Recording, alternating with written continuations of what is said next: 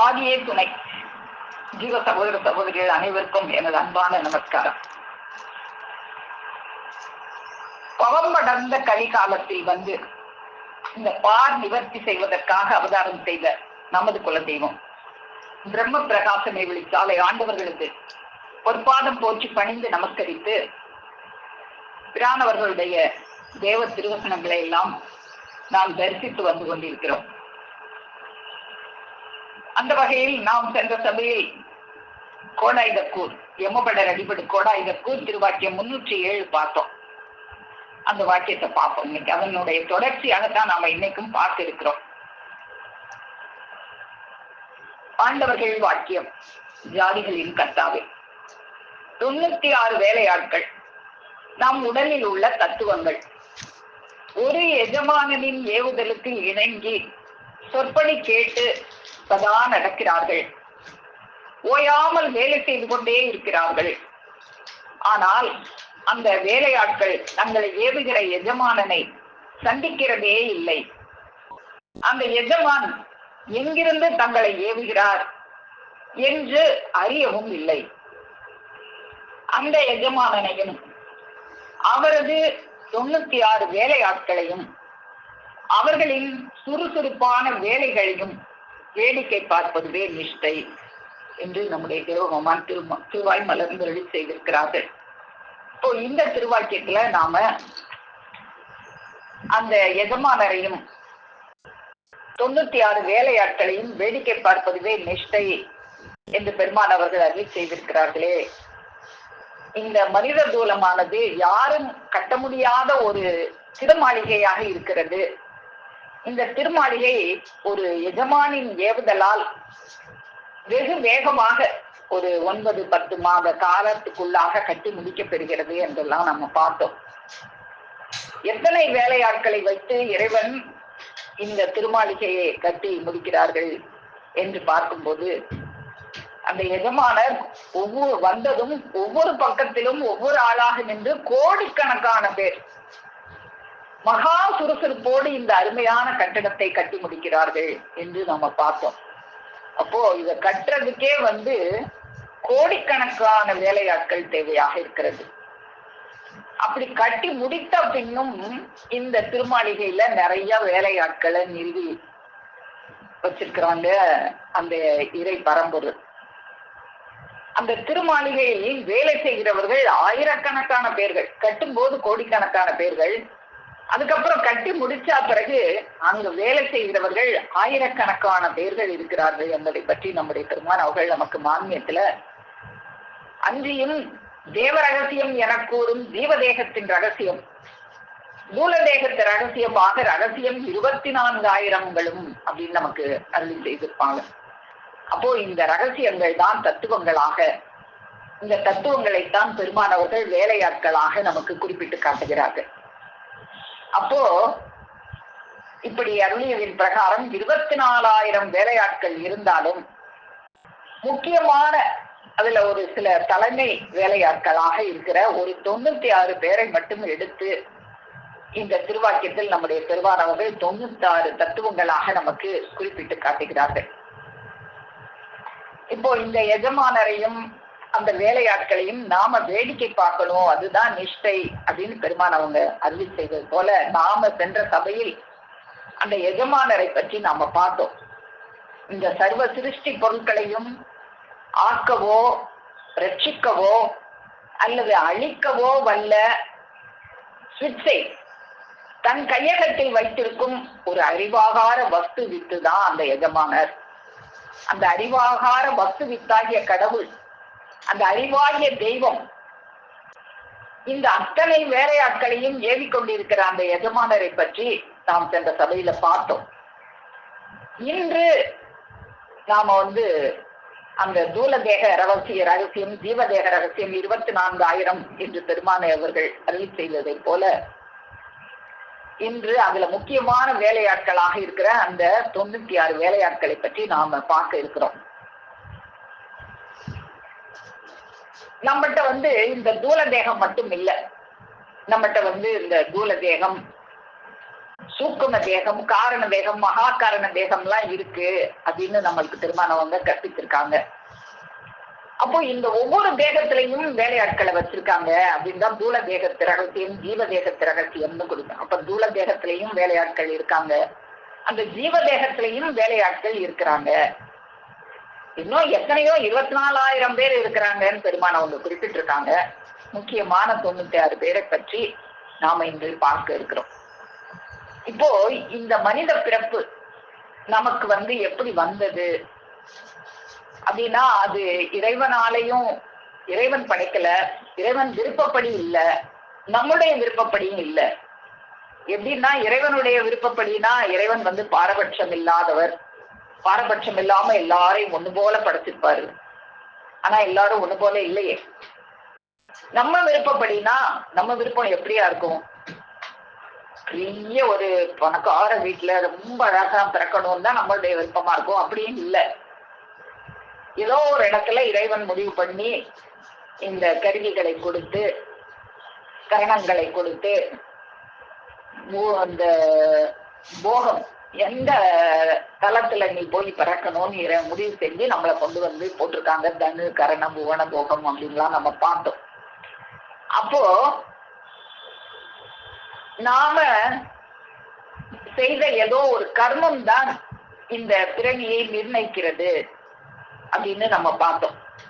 இல்லையே, இறைவன் தானே கொண்டு போட்டாங்க, இறைவன் தானே படைச்சாங்க அப்படிங்கிறதுக்கு ஒரு சின்ன கதை சொல்லுவாங்க. என்னன்னா, ஒரு 2 நண்பர்கள் இருக்கிறாங்க. அதுல ஒரு நண்பர் ஏதோ ஒரு குற்றம் செய்து ஜெயில் தண்டனை பெற்று ஜெயிலுக்கு போயிட்டு வர்றார். கொஞ்ச நாள் ஜெயில் தண்டனை அனுபவிச்சுட்டு வர்றார். அப்ப வரும்போது அந்த இன்னொரு நண்பர் கேட்கிறாரு, எதுக்காக ஜெயிலுக்கு நீ போன அப்படின்னு கேட்கிறாரு. அப்போ அவர் சொல்றாரு, அரசியல் சட்டம் அமைப்பு தான் நான் ஜெயிலுக்கு போனதுக்கு காரணம் அப்படின்னு சொல்றாரு. அரசியல் சட்டம் அமைப்பு எல்லாருக்கும் பொதுவானதாகத்தானே இருக்குது. அப்ப எல்லாரும் இல்ல ஜெயிலுக்கு போயிருக்கணும், அரசியல் சட்ட அமைப்பு காரணமாக இருந்தா நீ மட்டும் தானே போன, என்ன காரணம் அப்படின்னு நண்பர் கேட்கிறாரு. அப்போ அவர் சொல்றாரு, நீதிபதி நான் ஜெயிலுக்கு போகணும்னு தீர்ப்பு சொன்னாரு, அதனால அந்த நீதிபதி காரணம் அப்படின்னு சொன்னார். நீதிபதி எல்லாருக்கும் சொல்லலையே, உனக்கு மட்டும் தானே அந்த தீர்ப்பு சொன்னார், நீ என்ன தவறு செஞ்ச அப்படின்னு சொல்லி கேட்கும் போதுதான் அவரு சொல்றாரு, நான் தவறு செய்தாலும் இந்த அரசியலமைப்பு சட்டமும் இந்த நீதிபதியும் அப்படி சொல்லலைன்னா நான் போயிருக்க மாட்டேன்ல அப்படின்னு சொன்னது போலதான் இருக்கு. இந்த பிறவி பிறந்ததுக்கு நான் காரணம் இல்ல, இறைவன் கொண்டு போட்டாங்க. நாம செய்த குற்றம்தான் காரணம். அவன் ஜெயிலுக்கு போயிட்டு வந்ததுக்கு காரணம் அவன் செய்த குற்றம்தான் காரணமாக இருக்குது. அதுபோல நாம செய்த ஒரு குற்றம்தான் இந்த உலகத்துல நாம பிறந்ததுக்கு காரணமாக இருக்குது. அது நம்முடைய பெருமானவர்களும் எடுத்து கொடுக்குறாங்க. ஜென்மந்தோறும் செய்த கண்மங்கடை தேற்ற வந்த சன்மார்க்கர் என்னாசான். அப்போ அந்த ஜென்மந்தோறும் செய்த அந்த குற்றங்கள், கர்ம வினைகள், அது கடை சேர வேண்டும் என்றால் ஒரு சன்மார்க்கர் ஆசான் அவர்களுடைய திருவடியை பற்றும் பொழுது நாம அதுல இருந்து, அந்த பிறவி என்கின்ற அந்த நோயிலிருந்து நாம தப்பிக்க முடியும் அப்படிங்கிறதெல்லாம் நாம தொடர்ந்து பார்த்து வந்திருக்கிறோம். அப்போ ஏதோ ஒரு தவறு செய்து இந்த தூலத்தை நாம பெற்று இந்த மண்ணுலகத்துல பிறந்துட்டோம். அத எப்படி சொல்லுவாங்க அப்படின்னா, பதி, பசு, பாசம். பதி இறைவனாக இருக்கிறாங்க, பசு என்பது நாம் எல்லாம் ஆன்மாக்களாக இருக்கிறோம், பாசம் என்பது 3ஆக இருக்கிறது.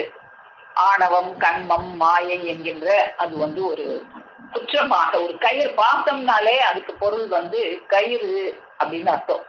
அதுதான் யமன் அந்த பாசக்கயிறை கொண்டு வருவான். பாசம்னாலும் கயிறுனாலும் ஒண்ணுதான். நம்ம ஒரே பொருளை 2 தடவை நடு, சென்டர், டா, பூச்சி அப்படின்லாம் நம்ம பேசுவோம், ஒரே அர்த்தத்திலே 2 இதை. அந்த மாதிரி பாசக்கயிறுன்னு சொல்றதும் ஒரே பொருளை தான் அதை 2ஆ நம்ம சொல்றோம். அப்போ இந்த படி இறைவன் ஒரு அறிவு பிழம்பாக, அறிவு பொருளாக இருக்கிறாங்க. இந்த பசு என்ன பெற்ற இந்த ஆன்மாவும் ஒரு அறிவு பொருளாகத்தான் இருக்கு. இந்த உயிரும் இறைவன் பேரறிவுடையவராக, அறிவு பிழம்பாக இருக்கிறாங்க. அவங்க எல்லாமே தானே அறியக்கூடியவர்களாக இருக்கிறாங்க. இந்த ஆன்மா எப்படி இருக்குது அப்படின்னா அறிவித்தால் அறியக்கூடியதாக இருக்கிறது. ஏதாவது சொன்னா தெரியும், சொல்லாட்டா தெரியாது. அப்படியாக இந்த ஆன்மா இருக்கிறது. இந்த பாசம் என்கின்ற இந்த மலங்கள், அந்த மலம் எப்படி இருக்கிறது என்றால் அறிவித்தாலும் அறியாத ஜடப்பொருளாக இருக்கிறது. இப்போ 3 தான் இந்த உலகத்துல. அறிவு தானே அறிகின்ற, தானே முழு அறிவின் வடிவமாக, அறிவே தெய்வம்னு நம்ம சென்ற சபையில பார்த்தோம். அந்த தானே அறிவாக, முற்றறிவாக, பேரறிவாக இருப்பது அந்த பதியாகிய இறைவன். அவர்கள் அறிவித்தால் அறியக்கூடிய தன்மை பெற்றது இந்த பசுக்களாகிய ஆன்மாக்கள். அறிவித்தாலும் அறியாத ஜடப்பொருள்கள் இந்த பாசம் என்ன பண்ற மலங்களாக இருக்கிறது, குற்றங்களாக இருக்கிறது, தீமைகளாக இருக்கிறது. அப்போ இந்த பசு பதியாகிய அறிவின் பக்கம் தான் சாரணும். அவங்கதான் நமக்கு சொந்தக்காரங்க, அவங்கதான் நமக்கு நேசர். அனாதி காலத்துல இருந்து பெருமான் அவங்க நமக்கு எடுத்து கொடுப்பாங்க. நாம் எல்லாம் ஜீவதேகவை பெண்ணும் ரோஸ்பீதாக்குடைய காலத்துல அங்கெல்லாம் ஒன்னா தானே இருந்தோம். இங்க வந்த உடனே என்னைய இந்த கலியவாவின நேசவாச பழக்கத்தால் என்னை யாரோ எவரோ என்று நானினா போலே பூசிக்கொண்டிருக்கும் துணைவரே அப்படின்னு சொல்லுவாங்களே. அப்போ அந்த அனாதி காலம் தொட்டு, ஆதிக்கு முன் அனாதியில இருந்து இந்த பதியும் பசுவும் ஒன்னாகத்தான் இருந்தது. அப்படி இருக்கும்போது இந்த பசு இருளாகிய இந்த மலம் என்பது இருட்டு. இருட்டு என்றாலே அறியாமை, அறிவித்தாலும் அறியாத ஒரு ஜடப்பொருள். இந்த இருட்டின் பக்கம் சார்ந்து கொண்டு அந்த இருட்டுக்குள்ளே நுழைஞ்சிருச்சு. அப்போ அந்த இருட்டுக்குள்ள நுழைஞ்சு அந்த ஆன்மாவை திரும்பவும் வெளிச்சத்திற்கு தன் பக்கம் கொண்டு வர வேண்டும். அதுக்கு என்ன செய்யறது அப்படின்னு இறைவன் பாக்குறாங்க. இந்த பசு ஏன் அப்படி அந்த இருட்டுக்குள்ள நுழைஞ்சிச்சு? இந்த பக்கம் இறைவன் இருக்காங்க, பதியத்தான சாரணும். ஏன் அந்த பாசமாகிய அந்த மலத்தின் பக்கம் சார்ந்தது என்றால், எப்பயுமே நாம ஒரு நல்லது கெட்டது இருந்தா நல்லதின் பக்கம் தான் நாம எல்லாம் சார்வோம். அது இந்த ஆன்மாக்களின் இயல்பாக இருக்கிறது. நமக்கு பெருமானவங்க கூட எடுத்து கொடுப்பாங்க. ஒரு பெண் அந்த தெருவில் கூட்டாடுகிறாள் என்றால் எவ்வளவு பேர் போய் பார்ப்பாங்க வேடிக்கை. பெருமானவர்கள் அந்த ஆரம்ப காலத்துல அந்த பிரசங்கம் செய்யும் போது அவங்க ஒவ்வொரு மக்களையும் கூட்டுவதற்கு என்ன பாடுபட்டிருப்பாங்க. ஒரு தெருவுல நின்று ஓங்குன குரல்ல பாடலை பாடுவேன், உடனே பாட்டுக்காரர் வந்துட்டாருடோன்னு வருவாங்க பாடி. அப்ப அவங்க வர்றதுக்காக அவங்க தொகை கொடுத்து பாடி, அப்படி தெருவுல வீதி வீதியா முச்சந்தி நடசாலை திண்ணை கோடிகள் எங்கும் நின்று கேட்க வந்திருக்க மாட்டீர்களே, என் மெய்சை ஒண்ணுக்குள் வைத்து படைக்க பெற்றிருக்கின்ற காரணத்தினாலதானே வர்ற அப்படிலாம் போய் குரல் கொடுத்து பேசி எத்தனை பேரை சேர்க்க முடிஞ்சிச்சு. 1-2 பேர் சேர்வாங்க, சேர்ந்ததும் கலகம் விளையும். அப்படி எத்தனை எல்லாம் கலகம் விளைஞ்சு எப்படியெல்லாம் கலந்தது, அப்படியெல்லாம் நடந்ததே. ஆனா ஒரு பெண் ஒரு தெருவுல கூத்தாடுகிறான்னு சொன்னா உடனே கூட்டம் ரொம்ப கூடியது. அது போல தீமையின் பக்கம் சார்றது இந்த ஆன்மாக்களினுடைய இயல்பாக இருக்கிறது. அப்படித்தான் இந்த ஆன்மா அந்த இருளாகிய அந்த அறியாமையாகிய மலம், இருள், பாசம் அப்படின்னா வேற என்னமோ இல்ல, அறியாமை தான். அறியாமை என்கின்ற இருட்டு அதுல போய் சார்ந்துருச்சு. இப்போ அதுல போய் சார்ந்த இந்த ஆன்மாவை இறைவன் காப்பாற்ற நினைக்கிறாங்க. அப்போ காப்பாற்ற நினைக்கும் போது என்ன செய்யலாம்? இறைவன் தான் பேரறிவானவர், அவர் நினைச்சா எதையும் செய்யலாம். அப்படியே தூக்கி இருள்ல இருந்து இங்க தூக்கி போட்டுடலாமே. அப்படி தூக்கி போட முடியாது. ஏன்னா இந்த ஆன்மா விரும்பி அந்த இருட்டுக்குள்ள போய் நுழைஞ்சிருச்சு. விரும்பி நுழைஞ்சது தானா விரும்பிதான் வெளியே வரணும். அதுக்கு நீ இருக்கிறது இருட்டு அப்படின்னு அதுக்கு அறிவுறுத்தினாதான் அது அறிவுறுத்தினாதான் அறியக்கூடிய தன்மையாக இருக்குது இந்த ஆன்மா. அதனால அதுக்கு அறிவுறுத்துறாங்க, நீ இருட்டுல கிடக்குற, நீ வெளிச்சத்துக்கு வரணும், அதுக்கு நிறைய வழி இருக்கு. நீ இப்படியே இருட்டுல கிடந்தா நீ போய் சேர்ற கடைசி இருள் வீடு நரகமாயிரும். அதனால நீ உனக்கு எது வேணும் டக்குன்னு தூக்கிக்கிட்டு போட வேண்டியதானே. என்னை ஏன் கடவுள் என்னை சொர்க்கத்துக்கு கொடுக்கணும்னு நினைச்சு இறைவன் கருணை வடிவானவர்னா என்னை அப்படியே தூக்கி சொர்க்கத்துல போட வேண்டியதானே அப்படிலாம் சிலர் நினைப்போம். நீயா இச்சை கொண்டு வர வேண்டும். ஏன்னா நீயா இச்சையுற்று தேடிக்கொண்டது இது. அதனாலதான் ரெண்டையுமே எடுத்து காட்டி எது வேணும் கேளும் சிங்கா ஜெய சிங்கா, எது வேண்டாம் சொல்லும் சிங்கா. நரகத்துக்கு உடல் வேணுமா அல்லது சொர்க்கத்துக்கு உடல் வேணுமா? எப்படி எல்லாம் உனக்கு வேணும்? கமல சொர்க்கம் வேணுமா? என்ன வேணும் உனக்கு? நெடுஞ்சாவா வரம் வேண்டுமா? எப்படி வேணும் உனக்கு? நரகம்தான் வேண்டுமா? இந்த இருளிலேயே இருக்க போறியா? அப்படின்லாம் நமக்கு அந்த ரெண்டையுமே எடுத்து கொடுத்து இந்த ஆன்மாவை அந்த ஒளியில் சேர்ப்பதற்கு இறைவன் பாடுபடுறாங்க. அப்படி இறைவன் கருணை கொண்டு இந்த ஆன்மாவை தன்னுடன் சேர்ப்பதற்காக கொடுக்கப்பட்ட ஒரு பரிசு தான் இந்த 96 தத்துவங்களாக இருக்கிறது. இந்த மனிதனுக்கு, இந்த ஆன்மாவுக்கு ஒரு தூலத்தை கொடுத்து அதன் மூலமாக அவன் தன்னை யார் என்று உணர்ந்து அவன் திரும்பவும் நம்ம தவறுகளா இறைவன் கூட சேராம இந்த மலத்து கூட சேர்ந்துட்டோம். பெருமாள் அவங்க சொல்லுவாங்க, இந்த ஆன்மா ஜலம் போன்றது. நீரோட சேர்ந்தா சாக்கடை, நீரோட சேர்ந்தா சாக்கடை, சந்தனத்தோட சேர்ந்தா சந்தனம். நீ சாக்கடை நீராகிய மலத்தோட சேர்ந்துட்ட. இப்ப நீ சந்தனத்தோட சேரணும், அதுக்கு ஒரு பாதை காட்டுறேன் அப்படின்னு சொல்லி அந்த பாதை, இறைவன் காட்டுற ஒரு பாதை தான் இந்த 96 தத்துவங்களாக இருக்கிறது. இந்த 96 தத்துவங்களை கொடுத்து, தத்துவங்களை அமைத்த ஒரு தேகத்தை இந்த மனிதனுக்கு கொடுத்து, அந்த தேகத்தின் மூலமாக இவன் அந்த சொன்னா கேட்டுக்கிற அறிவை பெற்ற இந்த அறிவுடைய இந்த ஆத்மாக்களுக்கு அறிவை கொடுத்து இவங்களை திரும்பவும் தன்னோட சேர்த்துக்கிறதுக்காகத்தான் இறைவன் இந்த 96 தத்துவங்கள் கொண்ட இந்த உடலை பரிசாக இந்த மனிதனுக்கு கொடுக்கிறாங்க.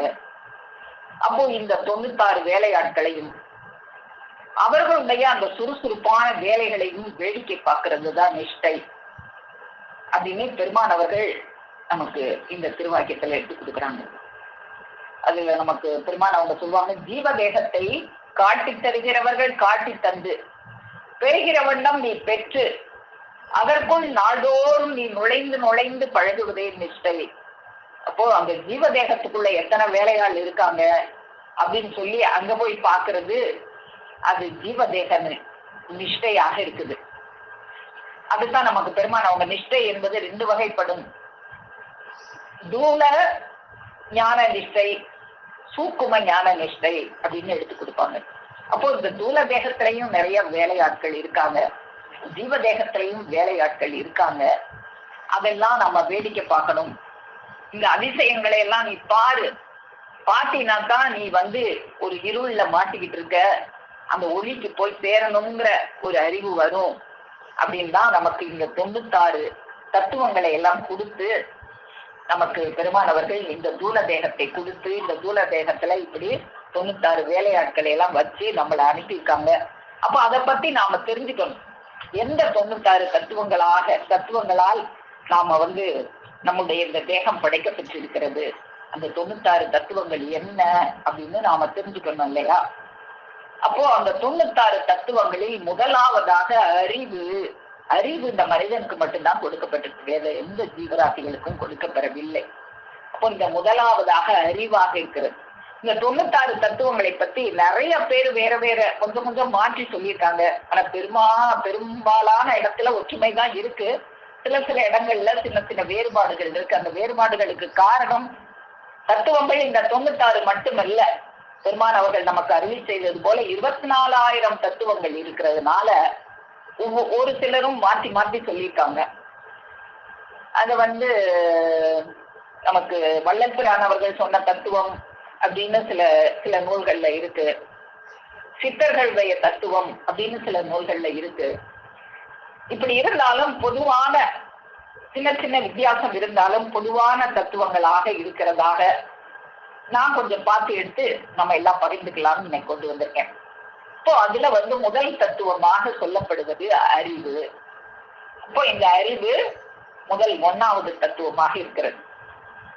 2வது, நாம இந்த தூலம் எடுத்ததுக்கு காரணமே வினை, கர்மம் அப்படின்னு பார்த்தோமே. இந்த கர்மம் அதுதான் என்னவாக இருக்கு? 2 வினைகள். அந்த வினைகள் 2ஆக இருக்கிறது. இந்த தூலம் எடுத்ததுக்கு காரணமான வினை நல்வினை, தீவினை அப்படின்னு 2. இப்ப நான் சொன்னதை முடிஞ்சா எழுதிக்கிட்டு வாங்க, இல்ல மனதாலே கூட்ட முடியும்னாலும் கூட்டி பார்த்துட்டு வாங்க. 96 வருதான்னு பார்ப்போம். அறிவு 1, வினைகள் 2, அதுக்கப்புறம் அந்த 3 மலங்கள் நம்ம சொன்னமே, மலங்கள் பதி, பசு, பாசம். இந்த பதியை விட்டுட்டு நம்ம பாசத்தின் பக்கம் சேர்ந்தோமே, அந்த மலங்கள் 3ஆக இருக்கிறது. முதல்ல நம்ம எண்ணிக்கையை பார்ப்போம், அதுக்கப்புறம் அதை பத்தி விரிவா நம்ம பார்க்கலாம். மலங்கள் 3ஆக இருக்கிறது. அதுக்கப்புறம் அந்தகரணங்கள் அப்படின்னு, இந்த அந்தகரணம் தான் தூல தேகத்துல இல்ல, அது ஜீவ தேகத்துல இருக்கு. இந்த அந்தகரணங்கள் 4ஆக இருக்கிறது. அது என்னன்னு நம்ம அப்புறம் பார்ப்போம். இந்த அந்தகரணங்கள் 4ஆக இருக்கிறது. மண்டலங்கள் 3ஆக இருக்கிறது. ஆசைகள் 3. ஆசைகள் இருக்கு இந்த மனிதனுக்கு. நம்மளுக்கு எல்லாருக்குமே தெரியும் அது என்ன ஆசை. ஏடனைகள் அப்படின்னு சொல்றாங்க. வேடனைகள், ஏடனைகள் 3. அதுக்கப்புறம் குணங்கள் 3, முக்குணங்கள். அதுக்கப்புறம் பிணிகள் 3, நோய்கள். நமக்கு நோய் வர்றதுக்கு மூல காரணமே ஒரு 3 தான் இருக்கு. அந்த பிணிகள் 3.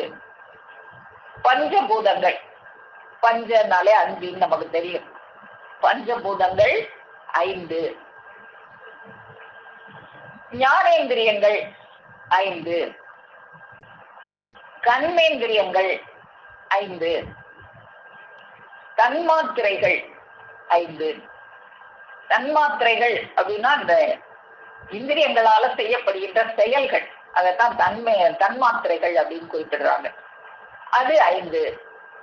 கோஷங்கள் 5. கோஷங்கள் அப்படின்னா நமக்குள்ள இருக்கிற அந்த தூலங்கள், அது 5ஆக குறிப்பிடுறாங்க. அவஸ்தைகள் நம்ம நினைக்கிறோம் அவஸ்தைகள் அப்படின்னா துன்பம்னு நினைப்போம். அவஸ்தைகள்னா நிலைகள்னு அர்த்தம். எந்த அவஸ்தையில நீ இருக்கிற, எந்த நிலையில் நீ இருக்கிற அப்படின்றதான், அதுதான் அவஸ்தைகள் அல்லது அவஸ்தைகள் அப்படின்னு சொல்றாங்க. இந்த அவஸ்தைகள் 5ஆக இருக்கிறது.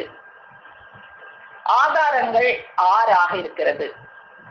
ஆதாரம் 6 ஆதாரம்னு நமக்கு எல்லாருக்கும் தெரியும். அதுக்கப்புறம் தாதுக்கள் ஒரு 7 அப்படின்னு சொல்லி குறிப்பிடுறாங்க. ராகங்கள் 8, நாடிகள் 10, தச நாடிகள்னு சொல்லுவாங்க. ஆனா இன்னும் நிறைய நூல்கள்ல நம்ம பெருமானவர்களே குறிப்பிடுறாங்க 22,000 நாடி நரம்புகள் அப்படின்னு குறிப்பிடுறாங்க. நம்ம சொல்லப்பட்டது எல்லாமே முக்கியமான சிலதை தான் குறிப்பிடுறோம். கோடிக்கணக்கான பேர் வேலை செஞ்சு இந்த தூலத்தை கட்டின மாதிரி தத்துவங்களும் பெருமான் அவங்க சொன்ன மாதிரி தூல தேகத்து ரகசியம், ஜீவ தேகத்து ரகசியம் 24,000 தத்துவங்கள் இருக்கு. நாம பாக்குறது முக்கியமான சிலது. அது மாதிரி நாடிகளே 22,000 நாடி நரம்புகள்னு சொல்லுவாங்க. ஆனா தச நாடிகள் முக்கியமான நாடிகள். இந்த வேலையாட்கள்ல கேப்டன் வேலையாட்களை மட்டும் நம்ம பாக்குறோம்னு வச்சுக்கலாம். நாடிகள் 10. அதே மாதிரி வாயுக்கள் 10. வாயுக்களுமே ஒரு சில நூல்கள்ல 12 வாயுக்கள் இருக்குன்னு சொல்றாங்க. முக்கியமா பெரும்பாலான நூல்கள்ல தச வாயுக்கள் அப்படிதான் குறிப்பிடுறாங்க. அப்போ இந்த வாயுக்கள் 10. இப்ப நான் சொன்னதெல்லாம் யாராவது எழுதியிருக்கீங்களா? எழுதியிருந்தா அதை கொஞ்சம் கூட்டி பாருங்க. 96 வருதான்னு பார்ப்போம். வந்துருச்சா? அப்போ இது எல்லாம் 96. இத்தனை இந்த 96 வேலையாட்கள் தான். இவங்க மட்டும் இல்ல, நான் சொன்ன மாதிரி 24,000க்கு மேல இருக்கு. இதுல இந்த குறிப்பிட்ட இந்த கேப்டன்கள் அப்படின்னு வச்சுக்கலாம். அவங்கதான் இந்த 96 பேராக இருக்கிறாங்க. இந்த 96 பேரும் இறைவன் இறக்கப்பட்டு அந்த இறைவனை விட்டு பிரிஞ்சு வந்த நம்மை திரும்பவும் அவருடன் சேர்ப்பதற்கு நாமளா விரும்பி சேரணும். அவரா தூக்கி போட முடியாது. அதுக்காக நீயா வந்து சேரணும் அப்படின்னு சொல்லி இறக்கப்பட்டு நமக்கு கொடுத்த உதவிதான் இந்த தூலம். அந்த தூலத்துல நமக்கு உதவி செய்யறதுதான் இத்தனை வேலையாட்கள். அப்போ அதுல ஒவ்வொன்றை பத்தி இப்ப பார்ப்போம். இந்த அறிவு என்பது பற்றி திருமூலர் பெருமான் அவங்க கொடுத்திருப்பாங்க. அறிவு என்றாலே இந்த உலகத்துல நாம கூட நேற்று கூட ஆசான் அந்த எஜமானை பற்றி பார்க்கும்போது இந்த மனிதனுக்கிட்டையும் அறிவு இருக்கு. ஆனா அந்த அறிவு எப்படி இருக்கு அப்படின்னா, 5 ரூபாய் பெருமானம் உள்ள ஒரு இரும்பை எடுத்து 500 ரூபாய் பெருமானம் உள்ள ஒரு கிடிகாரமாக செய்து விடுகிறார். வீணாக போக இருக்கிற பஞ்சை நூலாக்கி நூலுங்கிற ஒரு மதிப்பை அந்த பஞ்சுக்கு கொடுத்து, அந்த நூலுக்கு வேஷ்டி என்கின்ற மதிப்பை கொடுத்து நாம உடுத்திக் கொள்கிற ஒரு ஆடையாக எல்லாம் செய்து விடுவான் இந்த மனிதன். அந்த மாதிரி ஒரு மட்டமான பொருட்களுக்கு மேன்மையை தரக்கூடிய இந்த மனிதன் தனக்கு மேன்மை தர தெரிய மாட்டேங்குது. அப்படிப்பட்ட அறிவாகத்தான் இந்த மனிதனுக்கு இருக்கு. ஆனா இதுக்காக எல்லாம் அந்த அறிவு கொடுக்கப்படவில்லை. ஒரு ஆலமரத்தை, ஒரு யானையால வெட்டி சாய்க்க முடியாத ஆலமரத்தை இந்த மனிதன் கோடரி என்ற ஒரு ஆயுதம் கொண்டு வெட்டி சாய்த்து விடுவார். இன்னைக்கு அதுவும் விஞ்ஞான முன்னேற்றத்துல கோடரி கூட வேண்டியதில்லை. கரண்ட்ல ஒரு கத்தி மாதிரி வச்சு சருன்னு அறுத்துட்டு போயிடறான் அந்த மரத்தை. அப்படியாக இருக்கு இந்த மனிதனுடைய அறிவு. ஆனா அதுக்காக கொடுக்கப்பெறவில்லை. தன்னை அறியும் தனி அறிவே அறிவு அப்படின்னு திருமூலர் பெருமான் அவங்க கொடுக்குறாங்க. தன்னை அறிய தனக்கொரு கேடில்லை, தன்னை அறியாமல் தானே கெடுகின்றான், தன்னை அறியும் அறிவை அறிந்தபின் தன்னையே அர்த்திக்க தான் இருந்தேனே. அப்போ தன்னை அறியும் தனி அறிவுதான் அறிவு. அதுக்குத்தான் அறிவு கொடுக்கப்பட்டது. இந்த மாதிரி மட்டமான பொருட்களுக்கெல்லாம் மேன்மை தர்றதுதான். நீ மட்டமா போயிட்ட, இறைவனோட சேர்ந்து இருக்க வேண்டியவா அந்த அனாதி காலத்துல இருந்து இறைவனோட அந்த ஒளியோட இருந்தது இருளை நாடி இருளுக்குள்ள விழுந்துட்ட. இப்ப நீ தப்பிச்சு திரும்ப அந்த ஒளியோட போய் சேரணும். அதுக்குத்தான் உனக்கு அறிவு கொடுக்க பெற்றிருக்கு. அப்படி தன்னை அறியும் அறிவை அறிந்தபின் தன்னையே அர்த்திக்க தான் இருந்தேனே அப்படின்னு திருமூலர் பெருமான் அறிவு என்ன அப்படின்னு நமக்கு எடுத்து கொடுக்குறாங்க. அதே போல அவை பிராட்டியார் அவங்க கூட அறிவை பற்றி சொல்லியிருப்பாங்க. இனிது இனிது ஏகாந்தம் இனிது அதனினும் இனிது ஆதியை தொழுதல், அதனினும் இனிது அறிவினர் சேர்தல், அறிவினரோட சேர்தல் தான் அதனினும் இனிது, அதனினும் இனிது அறிவுள்ளோரை கனவிலும் நனவிலும் காண்பதுதானே. அறிவுள்ளோரை காண்பதுதான் உனக்கு அறிவு. அறிவுள்ளோரை காணணும்.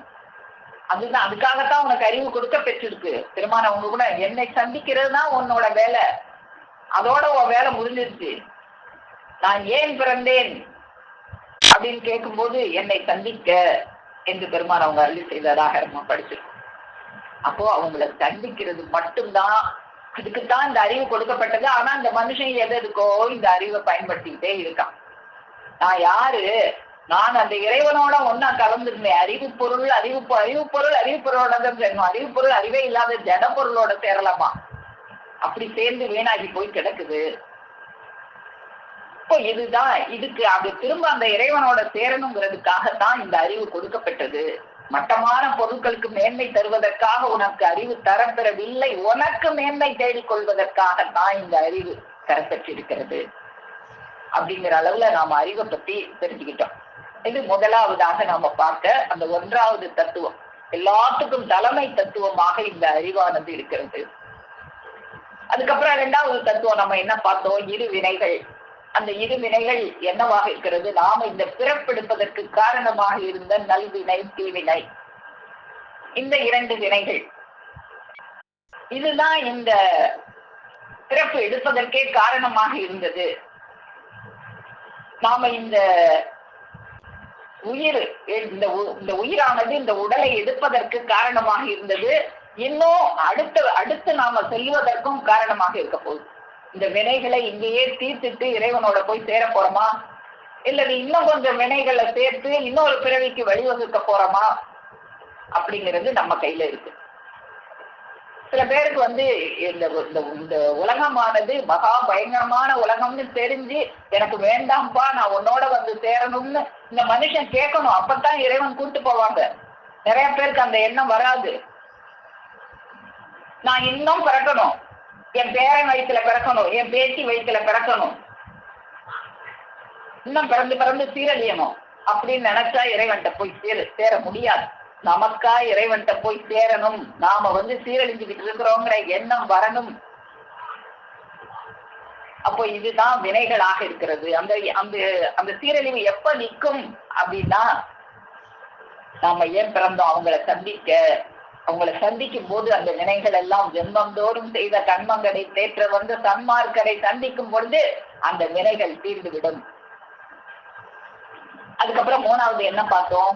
மலங்கள் பார்த்தோம். இந்த மலங்கள் மும்மலங்களாக இருக்கிறது. இதன் பக்கம்தான் நம்ம காமிச்சோம். முதல்ல நம்ம செய்த வினைகள் நாம இந்த பிறப்பெடுப்பதற்கு காரணமாக இருந்தது. எது மேல சாஞ்சோம்? இறைவன் பதியின் பக்கம் சேராமல் பாசத்தின் பக்கம் சேர்ந்தது இந்த பசுக்களாகிய ஆன்மாக்கள். அந்த பாசம் 3 மலங்களாக இருக்கிறது. அது என்ன அப்படின்னா, ஆணவம், கண்மம், மாயை என்று சொல்லப்படுகின்ற 3 மலங்களாக இருக்கிறது. அந்த ஆணவம் என்ன, வேற என்னமோலாம் இல்ல, அறியாமைதான் ஆணவமாக இருக்கிறது.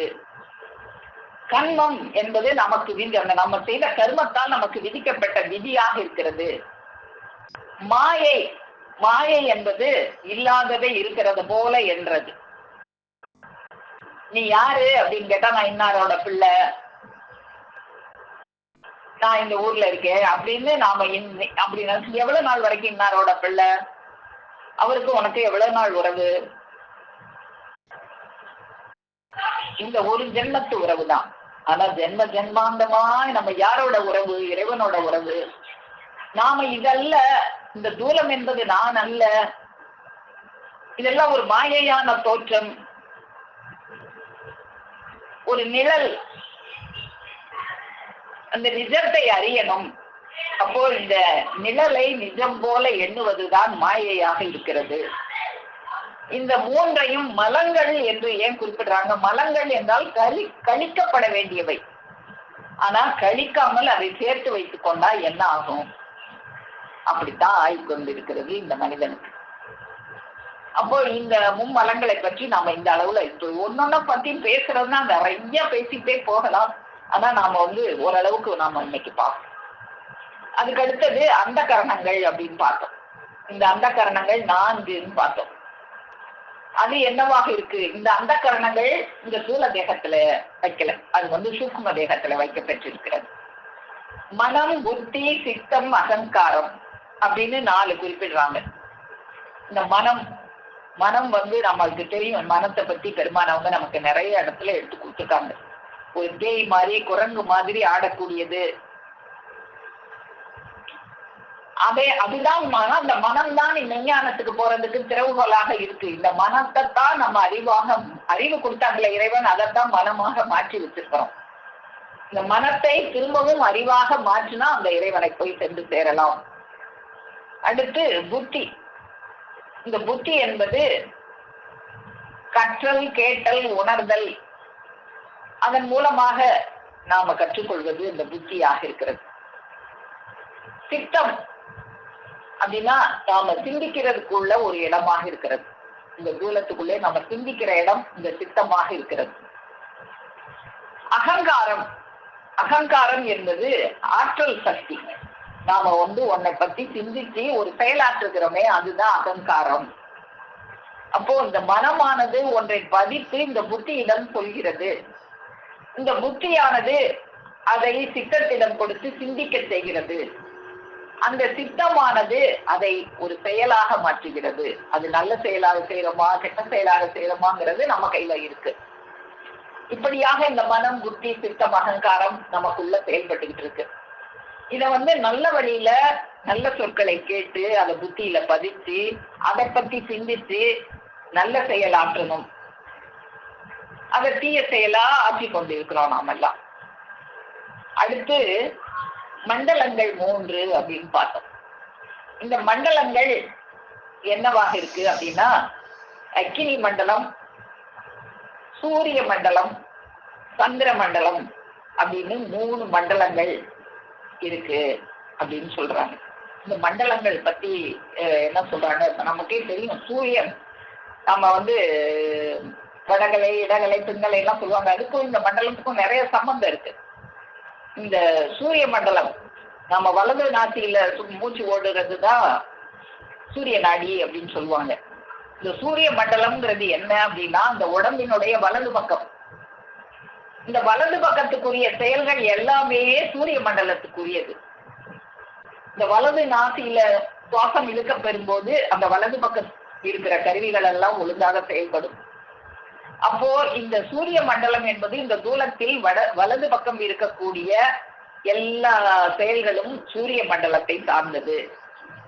இதனைத்தான் அகாரம் அகாரம் அப்படின்னு சொல்லுவாங்க. இந்த உடம்ப ஆகாரம், உகாரம், சிகாரம், அகார உகர சிகாரம்னு எல்லாம் நம்மளுக்கு பெரும்பாலும் அவங்க குறிப்பிட்டு காட்டியிருப்பாங்க.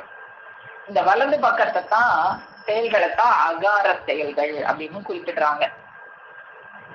அடுத்து சந்திர மண்டலம். இந்த சந்திர மண்டலம் உடலின் இடபாகத்துக்குரிய செயல்கள் அனைத்துமே சந்திர மண்டலத்திற்குரியதாக இருக்கிறது. அதுதான் இந்த உடம்புல வலது பக்கம் சிவன் பாதி உடம்பு சிவன் பாதி உடம்பு சக்தின்னு சொல்லி படம்லாம் போட்டு காட்டுவாங்க. சிவன் தன் உடம்புல பாதி சக்திக்கு கொடுத்துட்டாங்க அப்படின்லாம். அப்படின்னா என்ன, நம்ம உடம்புல வலது பக்கம் சூரிய மண்டலமாகவும் இடது பக்கம் சந்திர மண்டலமாகவும் இருக்கிறது. அந்த வலது பக்க செயல்பாடுகளுக்கு பேரு அகாரம், இடது பக்க செயல்பாடுகளுக்கு பேரு உகாரம். அதுக்கப்புறம் அக்கினி மண்டலம். இந்த அக்கினி மண்டலம் அக்கா சொல்லுங்கக்கா. பரவாயில்ல, சொல்லுங்கக்கா. ஆமாக்கா, ஆமா.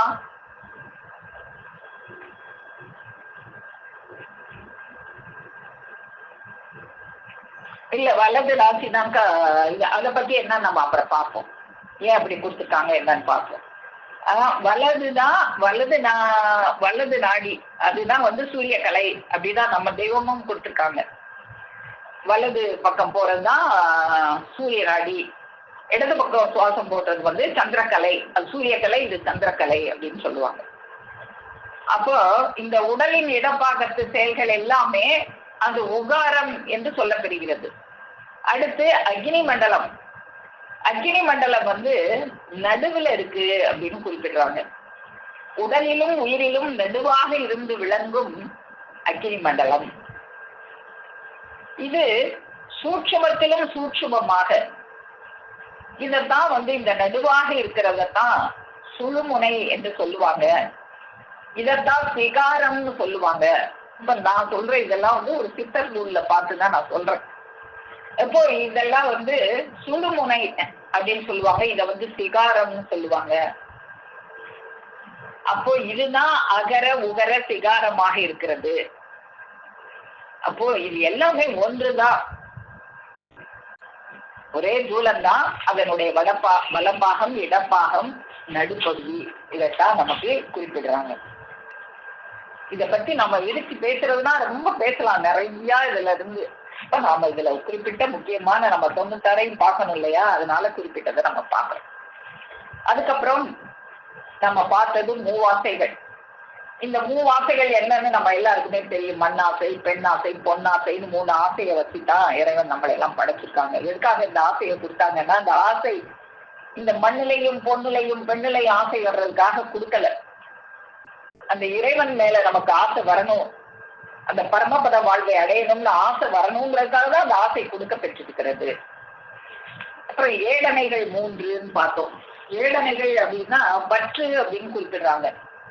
அது அர்த்த ஏடனை, புத்திர ஏடனை, லோக ஏடனைன்னு 3 பற்றுக்கள் இந்த மனிதன்கிட்ட இருக்கு. அர்த்தம் அப்படின்னா பொருள், பொருளாதாரம். அர்த்த சாஸ்திரம்னா பொருளாதார நூல் அப்படின்னு சொல்லுவாங்க. இந்த பொருட்களின் மேல இருக்கிற ஒரு பற்று. புத்திர ஏடனைனா நம்ம பிள்ளைங்க மேல இருக்கிற நம்ம பற்று. அதெல்லாம் விடணும். அதத்தான் ஒவ்வொரு வேத நூல்களையும் பொருட்கள், இந்த வீடு, வாசல், மனைவி, மக்கள், இது மேலேயே பற்று வச்சிருக்கிறியே, ஏதாவது கூட வரப்போகுதா? காவிருந்த ஊசியும் வராதுதான் கடைவழிக்கே. உன் பிள்ளைகளுக்குன்னு சேர்த்து வைக்கணும்னு நினைக்கிறியே, அட மூதேவி, உன் பிள்ளை என்ன கால் ஊனமாவா நொந்தியாவா பிறந்திருக்கு? நல்லாத்தானே பிறந்திருக்கு. உனக்கு இருக்கிற அறிவு அதுக்கு இல்லையா? அது சம்பாதிக்காதான்லாம் பெருமானவங்க நமக்கு எடுத்து கொடுப்பாங்க. அப்படியாக இந்த ஏடனைகள் அர்த்த ஏடனை, உத்திர ஏடனை, லோக ஏடனை, இந்த உலகப்பற்று, லோகம் தான் இந்த உலகம். இப்படியான ஒரு 3 பற்றுக்கள் இந்த மனிதனிடத்துல இருக்கு. அதுக்கப்புறம் குணங்கள், இந்த குணங்கள் 3ஆக நமக்கு வச்சு படிச்சிருக்காங்க. ரசோ குணம், தமோ குணம், சாத்வீக குணம் அப்படின்னு 3 குணங்கள் நம்ம கிட்ட இருக்கு. இந்த ரஜோ குணம் அப்படிங்கிறது ஒரு தைரியமான குணம், சுறுசுறுப்பு, இதெல்லாம் குறிப்பிடுறது அந்த ரஜோ குணம். தமோ குணம் அப்படின்னா சோம்பல், கோழைத்தனம், ஒரு துக்கம், துயரம், சோம்பேறித்தனம், இதெல்லாம் இந்த தமோ குணம். எந்த ஒரு காரியம் செய்யறதுனாலும் பார்ப்போம், நாளைக்கு செய்வோம் அப்படி தள்ளி போட்டுக்கிட்டே போறது, இதெல்லாம் தமோ குணம். சாத்வீக குணம் அப்படின்னா ஒரு சாந்தம், அமைதி, ஆனந்தம், எதையும் சமமாக பார்க்கிறது, எதையுமே பெருசாக எடுத்துக்கொள்ளாம எல்லாமே சமமாக பார்க்கிறது. அது இந்த மாதிரி 3 விதமான குணங்கள் இந்த மனிதனிடத்துல இருக்கு. அதுக்கப்புறம் பிணிகள் 3ன்னு பார்த்தோம். அந்த பிணிகள் என்னவாக இருக்கு நமக்கே தெரியும். அது எல்லாமே வாதம், பித்தம், கபம் என்கின்ற அந்த கிளேத்துமம். இந்த 3 நாளதான் மனிதனுடைய உடம்புல நோய்களே வருது, வேற எதனால இல்லை. 3 சம்பந்தப்பட்ட, அதனுடைய அடிப்படை 3 சம்பந்தப்பட்டதுதான். நமக்கு அங்க வலிக்குது, இங்க வலிக்குது, கால் வலிக்குது, அந்த தசையெல்லாம் வலிக்குது, அங்க வலிக்குது, இங்க வலிக்குதுன்னு சொல்றதெல்லாம் வாதம் சம்பந்தப்பட்டது. உள்ள இருக்கிற எனக்கு சாப்பிட்டா செரிக்கல, அந்த கிட்னி சரியில்லை, அது சரியில்லைன்னு சொல்றது எல்லாமே பித்தம் சம்பந்தப்பட்டது. எனக்கு ஜலதோஷம் பிடிச்சிருந்துச்சு, ஆஸ்துமா இருக்கு அப்படின்னு சொல்றதெல்லாம் கபம் சம்பந்தப்பட்டது, கிளேத்துமம் சம்பந்தப்பட்டது. அப்போ இந்த 3 நாளதான் இந்த மனிதனுக்கு பிணியே வருது. வாதம் என்பது காற்றின் அளவு மாறுபடுவதால் ஏற்படுகிறது இந்த வாதம். பித்தம் என்பது நெருப்பின் அளவு, அந்த மனுஷன் உடம்புல காற்று இருக்கு, நெருப்பு இருக்கு, நீர் இருக்கு, அதனுடைய அளவு மாறுபடும் போதுதான், இந்த அளவு தான் இருக்கணும்ன்ற ஒரு கணக்கு இருக்கு. நம்மளுக்கு நெருப்பு எவ்வளவு இருக்கணும், 98.4 டிகிரினா கரெக்டா 98.4 டிகிரி மெயின்டைன் பண்ணி இருந்துகிட்டே இருந்தா ஒண்ணுமே இல்லை. அது கூட போனா காய்ச்சல், குறைஞ்சு போனா ஜன்னி. அந்த மாதிரி அதனுடைய அளவு மாறுபடும் போதுதான் இவருக்கு பிணி வருது. வாதம் காற்றின் அளவு மாறுபடுவதால் வாதமும், நெருப்பின் அளவு மாறுபடுவதால் பித்தமும், நீரின் அளவு மாறுபடுவதால் கபம் என்கின்ற அந்த கிளேத்துமமும் இவனுக்கு வருகிறது. அதுக்கப்புறம் பஞ்சபூதங்கள். இந்த பஞ்சபூதங்கள் நம்மளுக்கு தெரியும் எல்லாருக்குமே, நிலம், நீர், நெருப்பு, காற்று, ஆகாயம் என்கின்ற ஒரு பஞ்சபூதங்களும் இந்த மனிதனுடைய தூலத்துல இருக்குது. எது நிலம், பிருத்திவி, அது என்னவாக இருக்கு இந்த மனிதனுடைய தோல், தசை, எலும்பு, முடி, நரம்பு எல்லாமே மண்ணின் அம்சத்தை கொண்டது. அப்புறம் நீர், நிலம், நீர், நீரினுடைய அம்சத்தை கொண்டது. நம்மகிட்ட இருக்கிற ரத்தம், வியர்வை, சிறுநீர், எச்சில், இதெல்லாம் நீரின் அம்சத்தை கொண்டது. அப்புறம் தேயு என்கின்ற தீ, நெருப்பு, அந்த நெருப்பு வெப்பத்தின் அம்சமாக என்ன இருக்கு, நம்மகிட்ட ஒரு 98.4 டிகிரி வெப்பம் இருக்கு. அது இன்னும் நாம கோபப்படுறோமே, அதெல்லாம் வெப்பத்தின் அம்சம். கோபம், காமம், காமத்தீ அப்படின்னு கூட சொல்லுவாங்க. அப்போ இதெல்லாம் தீயின் அம்சமாக இருக்கிறது. அதுக்கப்புறம் காற்று, வாயு, வாயுவின் அம்சமாக நம்ம உடம்புல காற்றுக்கள் இருக்கே, தசவாயுக்கள் இருக்கே, நாம சுவாசிக்கிறோமே, இது எல்லாமே காற்றின் அம்சமாக இருக்கிறது. அதுக்கப்புறம் ஆகாயம், இந்த ஆகாயத்தின் அம்சமாகத்தான் இந்த மனம், நினைவு, அறிவு, இது எல்லாமே ஆகாயத்தின் அம்சமாக இருக்கிறது. அப்போ இந்த பஞ்சபூதங்களும் குறிப்பிட்ட விகிதத்தில் சேரும் போதுதான் அங்க உயிர் இருக்கும், உயிர் தங்கும். அப்போ இது எப்படி இந்த உயிர் இந்த பஞ்சபூதங்களால இந்த உயிர் உண்டானது அப்படின்னு நம்ம பார்க்கும்போது இப்ப நம்மளுக்கு தெரியும் இந்த உலகத்துல உயிர் உண்டானதுக்கு ஒரு 4 காரணம் அப்படின்னு நமக்கு பெருமான் அவங்க எடுத்து கொடுப்பாங்க. என்ன அந்த 4 காரணம்? இந்த உலகத்துல உயிர் உண்டாவதற்கு 4 மூல காரணம் இருக்கு அப்படின்னு நம்மளுக்கு தெய்வம் எடுத்து கொடுத்துருக்காங்களே, அது என்னது?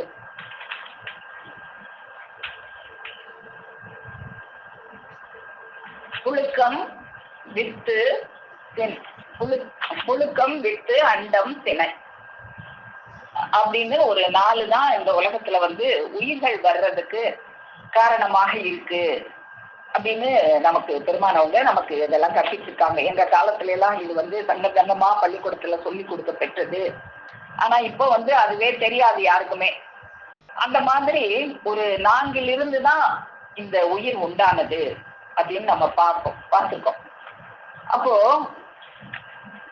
இதுல முதல் உயிர் எப்படி உண்டானது அப்படின்னு பார்க்கும்போது முதல் உயிர் புழுக்கத்துல இருந்துதான் உண்டானது அப்படின்னு குறிப்பிட்டு காட்டுறாங்க. முதலாக இந்த உலகத்துல உயிர் புழுக்கத்துல இருந்துதான் உண்டானதான். அதுக்கு உதாரணம் சொல்றாங்க. இப்போ நம்ம ஒரு புழுக்கம்னா என்ன? புழுக்கம்னா நீரின் அம்சம். அது நீர், தண்ணியில இருந்துதான் முதலாக உயிர் உண்டானது அப்படிங்கிறதுக்கு நம்ம இப்போ ஒரு வாளியில தண்ணி வச்சிருக்கோம். சுத்தமான தண்ணி வச்சிருந்தா கூட அந்த தண்ணியில ஒரு 4-5 நாள் கழிச்சு பார்த்தா புழுக்கள் எல்லாம் உருவாகி இருக்கும். எங்க இருந்து வந்துச்சு அந்த புழுக்கள் அப்படின்னு நமக்கு தெரியாது. சுத்தமான தண்ணி தான் நம்ம வச்சிருந்துருப்போம். வைக்கும்போது புழு எல்லாம் இல்லை. ஒரு 4-5 நாள் அந்த தண்ணி அப்படியே வச்சிருந்தா புழுக்கள் அதுல உருவாகிடும். அதுதான் வியர்வையிலிருந்து உயிர்கள் உருவாகிற தன்மை அப்படின்னு சொல்றாங்க. அப்போ இந்த மாதிரி அந்த முதலாக உயிர் புழுக்கத்துல இருந்துதான் உண்டானது அப்படின்னு நமக்கு எடுத்து சொல்றாங்க. இன்னமும் சொல்லுவாங்க, ஒரு குளம் காஞ்சி போய் இருக்கு. அந்த காஞ்சி போன குளத்துல ஒண்ணுமே இல்லை, காஞ்சி வெறும் வறண்டு போயிருக்கு.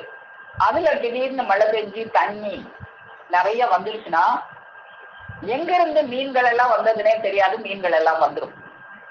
அது எப்படி உருவாச்சு, யாரு கொண்டு போட்டாங்களா, அது எப்படி வந்துருச்சு அப்படின்னு தெரியாது. அப்போ அது மாதிரிதான் இந்த உயிர்கள் முதலாக இந்த பூமிக்கு இந்த புழுக்கத்துல இருந்துதான் உயிர்கள் உருவானது. அதுக்கப்புறமா தான் ஒவ்வொன்றிலிருந்து மற்ற உயிர்கள் எல்லாம் உருவானது. அதை பத்தி ஒரு நூல்ல நான் படிக்கும்போது இந்த புழுக்கத்தில் இருந்து கடலில் இருந்துதான் முதல்ல இந்த உயிர்கள் உருவானது. சரி, கடலே இல்லையே, அப்ப கடல் எப்படி உருவானது அப்படின்னா கடல் நீரினால் உருவானது. அந்த நீர் எப்படி உருவானது அப்படின்னா அந்த உஷ்ணம் குளிர்ந்து நமக்கு பெருமானவங்க அதை நமக்கு மானியத்துல எடுத்து கொடுத்துருப்பாங்க. அந்த தோற்றம் இல்லாம என்னும் அரூப வடிவமானது அதுல நமக்கு எடுத்து கொடுத்திருப்பாங்க. ஆகாயமாகிய வெறுவழியானது நெருப்பை வைத்திருப்பது போன்றும். இந்த ஆகாயமாகிய வெறுவழியில நெருப்பு இருக்கு. அந்த நெருப்பு குளிர்ந்து ஆவியாகி அந்த ஆவி குளிர்ந்து ஆவியை குளிர வச்சா அதுல வியர்வை துளி தண்ணி வரும்னு நமக்கே தெரியும். அப்படி அதுல இருந்துதான் அந்த ஆகாயத்தில் இருக்கிற அந்த ஆவியானது குளிர்ந்து அந்த நெருப்பு ஆவியாகி அந்த ஆவி குளிர்ந்து தண்ணியாகி இந்த பூமியில விழுந்துதான் இந்த கடல் உருவானது அப்படின்னு சொல்றாங்க. அப்போ இந்த கடல்ல அப்படித்தான் முதல்ல நம்ம எப்படி ஒரு வாளியில தண்ணி வச்சிருந்தா 4 நாள்ல புழு உருவாகுதோ அப்படித்தான் இந்த கடல்ல முதலாக உயிரினங்கள் உருவாச்சு. அப்புறமா 2வது உயிரை உருவானது அந்த கடல்ல முதல் ரொம்ப நாள்ல தண்ணி அப்படியே இருந்தா அது மேல ஒரு பாசி படியும். நமக்கே தெரியும். நம்ம ஒரு வீட்லயே ஒரு தொட்டியில தண்ணி பிடிச்சி வச்சிருந்தோம்னா 4 நாள் கழுவாம விட்டோம்னா பாசம் படிஞ்சிடும். அதுல பாசி என்கின்ற ஒரு செடி வளர்றது அது நமக்கு தெரியும். அப்போ இந்த பாசி ஒரு தாவர இனத்தை சேர்ந்ததுதான். அப்போ இந்த பாசி தான் முதலாக தாவர இனமாக வளர்ந்தது. அப்படி வளர்ந்து அந்த பாசியில் இருக்கிற அந்த தாவர இனங்கள் அதெல்லாம் சேர்ந்து அதுல நிறைய அணுக்கள் எல்லாம் இருக்குமா.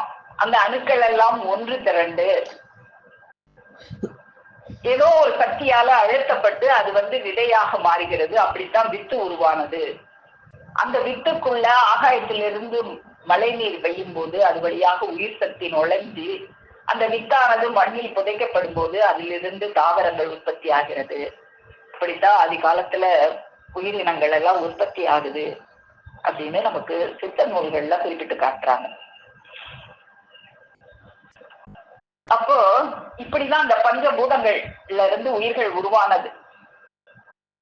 அதுக்கப்புறம் இன்னும் இதை பத்தி நிறைய பேசலாம், இருந்தாலும் நம்ம அடுத்தடுத்து நம்ம பார்க்கலாம். இதெல்லாம் அடுத்து ஞானேந்திரியங்கள். ஞானேந்திரியங்கள் 5 இருக்கிறது. அது நம்மளுக்கு தெரிந்த மெய், வாய், கண், மூக்கு, செவி, அது ஐம்புலன்கள் அப்படின்னு சொல்லுவாங்க. அது இந்த மெய்யானது நம்ம இந்த உடம்பெல்லாம் ஒரு மண்ணின் அம்சத்தை கொண்டிருக்கிறது. அதுக்கப்புறம் இந்த கண் என்பது நெருப்பின் அம்சத்தை கொண்டிருக்கிறது. மூக்கு காற்றின் அம்சத்தை கொண்டிருக்கிறது. காது ஆகாயத்தின் அம்சத்தை கொண்டிருக்கிறது அப்படின்னு அறிவு செய்யறாங்க நமக்கு. அதுக்கப்புறம் கண்மேந்திரியங்கள், இதெல்லாம் ஞானேந்திரியங்கள். கண்மேந்திரியங்கள் நம்ம செயல்களை செய்வதற்கு சில இந்திரியங்களை இறைவன் நமக்கு கொடுத்திருக்கிறாங்க. அந்த கண்மேந்திரியங்கள் கர்மங்களை செய்வதற்கு உள்ள இந்திரியங்கள் என்ன அப்படின்னா, நாக்கு, நாக்குனாலதான் நம்ம பேசுறோம். கைகள், கால்கள், அப்புறம் மலவாய், கருவாய்.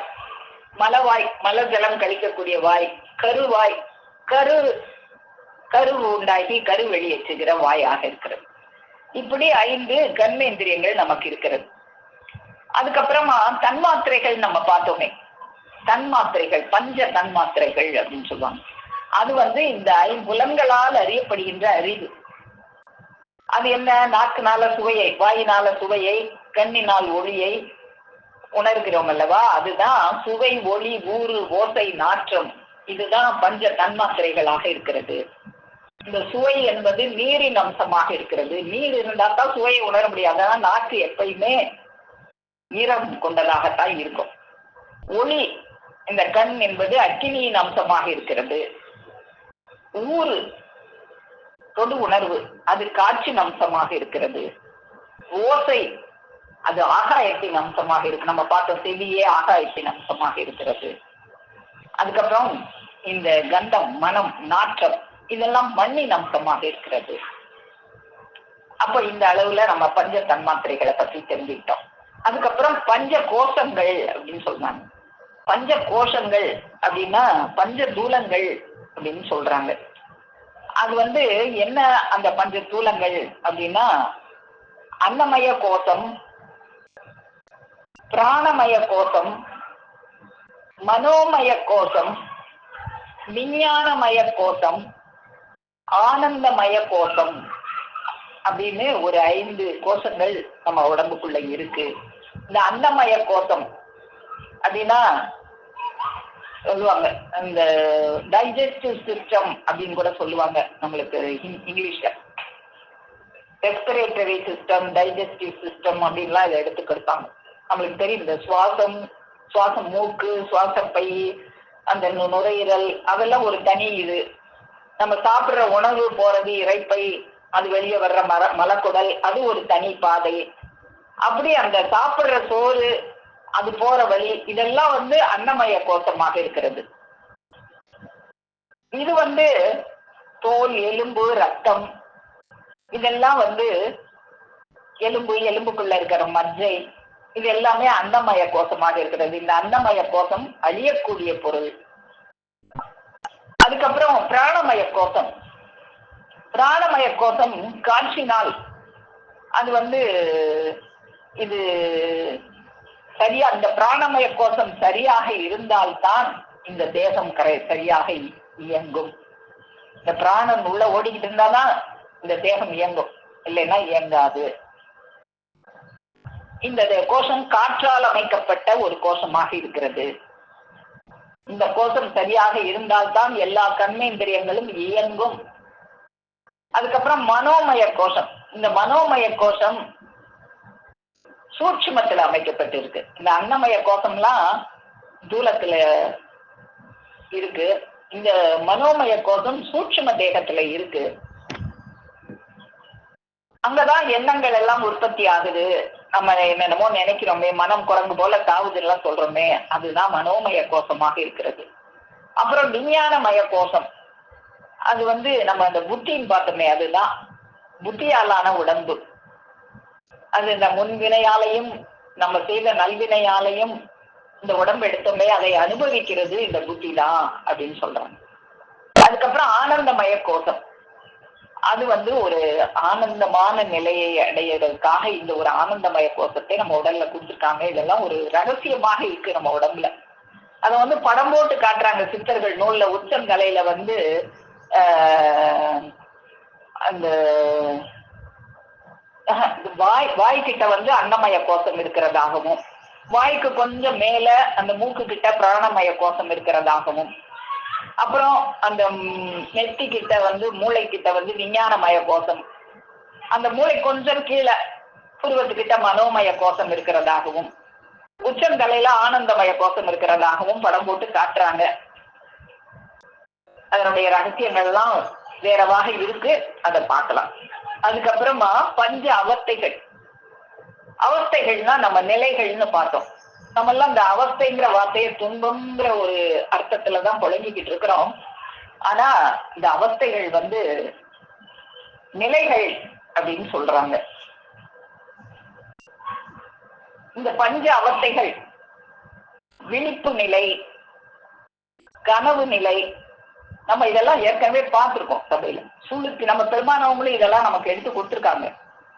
இதுல அமுதகலை ஞான போதத்துல விழிப்பு, கனவு, சுளுத்தி, துரியம், துரியாதீதம், 5 அவஸ்தைகள், 5 நிலைகள் நமக்கு இருக்கு. விழிப்பு நிலை அப்படிங்கிறது அதுதான் விழிப்போட ஜாக்கிரதையோட இருக்கிறது. அந்த நிலையில தான் நம்ம இருக்கணும். அதனாலதான் நம்ம கூட பேசியிருக்கோம். தெய்வம் நிறைய இடத்துல உஜார் ஜாக்கிரதை கொடுத்துருக்காங்க. இந்த உஜார் ஜாக்கிரதையை பத்தி நம்ம பேசணும் அப்படின்லாம் நம்ம பேசியிருக்கோம். எதுக்கு இந்த உஜார் ஜாக்கிரதைங்கிற வார்த்தையெல்லாம் கொடுத்துருக்காங்க? நீ ஜாக்கிரதை நிலையிலே இரு, விழிப்பு நிலையிலே இரு, தூங்கிக்கிட்டே இருக்காத அப்படிங்கிறதுக்கு தான் பெருமானவங்க நிறைய இடத்துல உஜார் ஜாக்கிரதை அப்படின்னு நமக்கு கொடுத்துருப்பாங்க. அந்த ஜாக்கிரதை நிலை தான் விழிப்பு நிலை. அந்த விழிப்பு நிலையில இருக்கும் போதுதான் இந்த ஞானேந்திரியம், கர்மேந்திரியம் எல்லாமே செயல்படும். தூங்கிக்கிட்டு இருந்தா செயல்படாது. அதுக்கடுத்து கனவு நிலை. இந்த கனவு நிலை நாம தூங்கும் போது ஒரு லேசான தூக்கத்துல இருக்கும்போது, ரொம்ப ஆழ்ந்த தூக்கத்துல இருந்தா கனவு கூட வராத ஒரு நிலையா இருக்கும். ஒரு லேசான ஒரு தூக்கத்துல இருக்கும்போது நமக்கு கனவு நிலை வரும். அந்த கனவு நிலை தூங்கினாலும் கனவு வருகின்ற ஒரு நிலை கனவு நிலையாக சொல்லப்படுது. அதுக்கப்புறம் சுளுத்தி, அது மயக்க நிலை. ஒரு மயக்கத்துல இருக்கும்போது அது சுளுத்தி நிலை அப்படின்னு சொல்றாங்க. அது உடம்புல அந்த பிராணவாயெல்லாம் குறையும் போது ஏற்படுற ஒரு மயக்கம். அடுத்து துரிய நிலை. அந்த துரிய நிலை தான் உயிர்நிலை, உடலும் உயிரும் ஒன்று சேருகின்ற இடம் அப்படின்னு கொடுக்குறாங்க. அப்புறம் துரியாதீதம் என்பது இறைநிலை. இறைவன் நம்ம இடத்துல குடியிருக்கிற அந்த நிலை துரியாதீதமாக இருக்கிறது அப்படின்னு சொல்றாங்க. அதுக்கப்புறம் 6 ஆதாரங்கள் இன்னும் இருக்கு. இன்னைக்கு நேரம் வச்சு தொடர்ந்து அடுத்த சபையில பார்க்கலாம்னு நினைக்கிறேன். நான் இதுவரைக்கும் பார்த்தது இருக்கட்டும். இப்ப நம்ம எது வரைக்கும் பார்த்திருக்கிறோம்?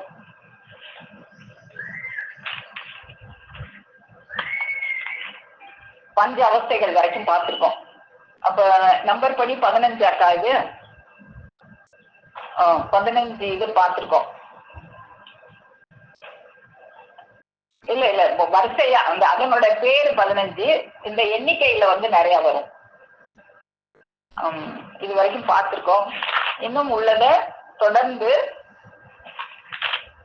வருகிற சபையில நம்ம பார்ப்போம். நான் அப்பவே 11:30 நிறுத்தணும்னு நினைச்சேன். அது மணியை கவனிக்காம நேரம் ஆகிட்டே போயிடுச்சு. பரவாயில்ல, தொடர்ந்து வருகிற சபையில் நாம தொடர்ந்து பார்ப்போம் என்று கூறி என் முத்தி பேருடைய மேலும் மேலும் முழங்கும் என்று கூறி உங்கள் அனைவரிடமிருந்து விடைபெறுகிறேன். அனைவருக்கும் நமஸ்காரம். ஜீவ சகோதரி சாலை சலந்தரி அக்கா அவர்கள். சரிக்கா, முழங்கிட்டீங்க. தத்துவங்களை பத்தி சிறப்பா சொல்லிட்டு இருக்கு.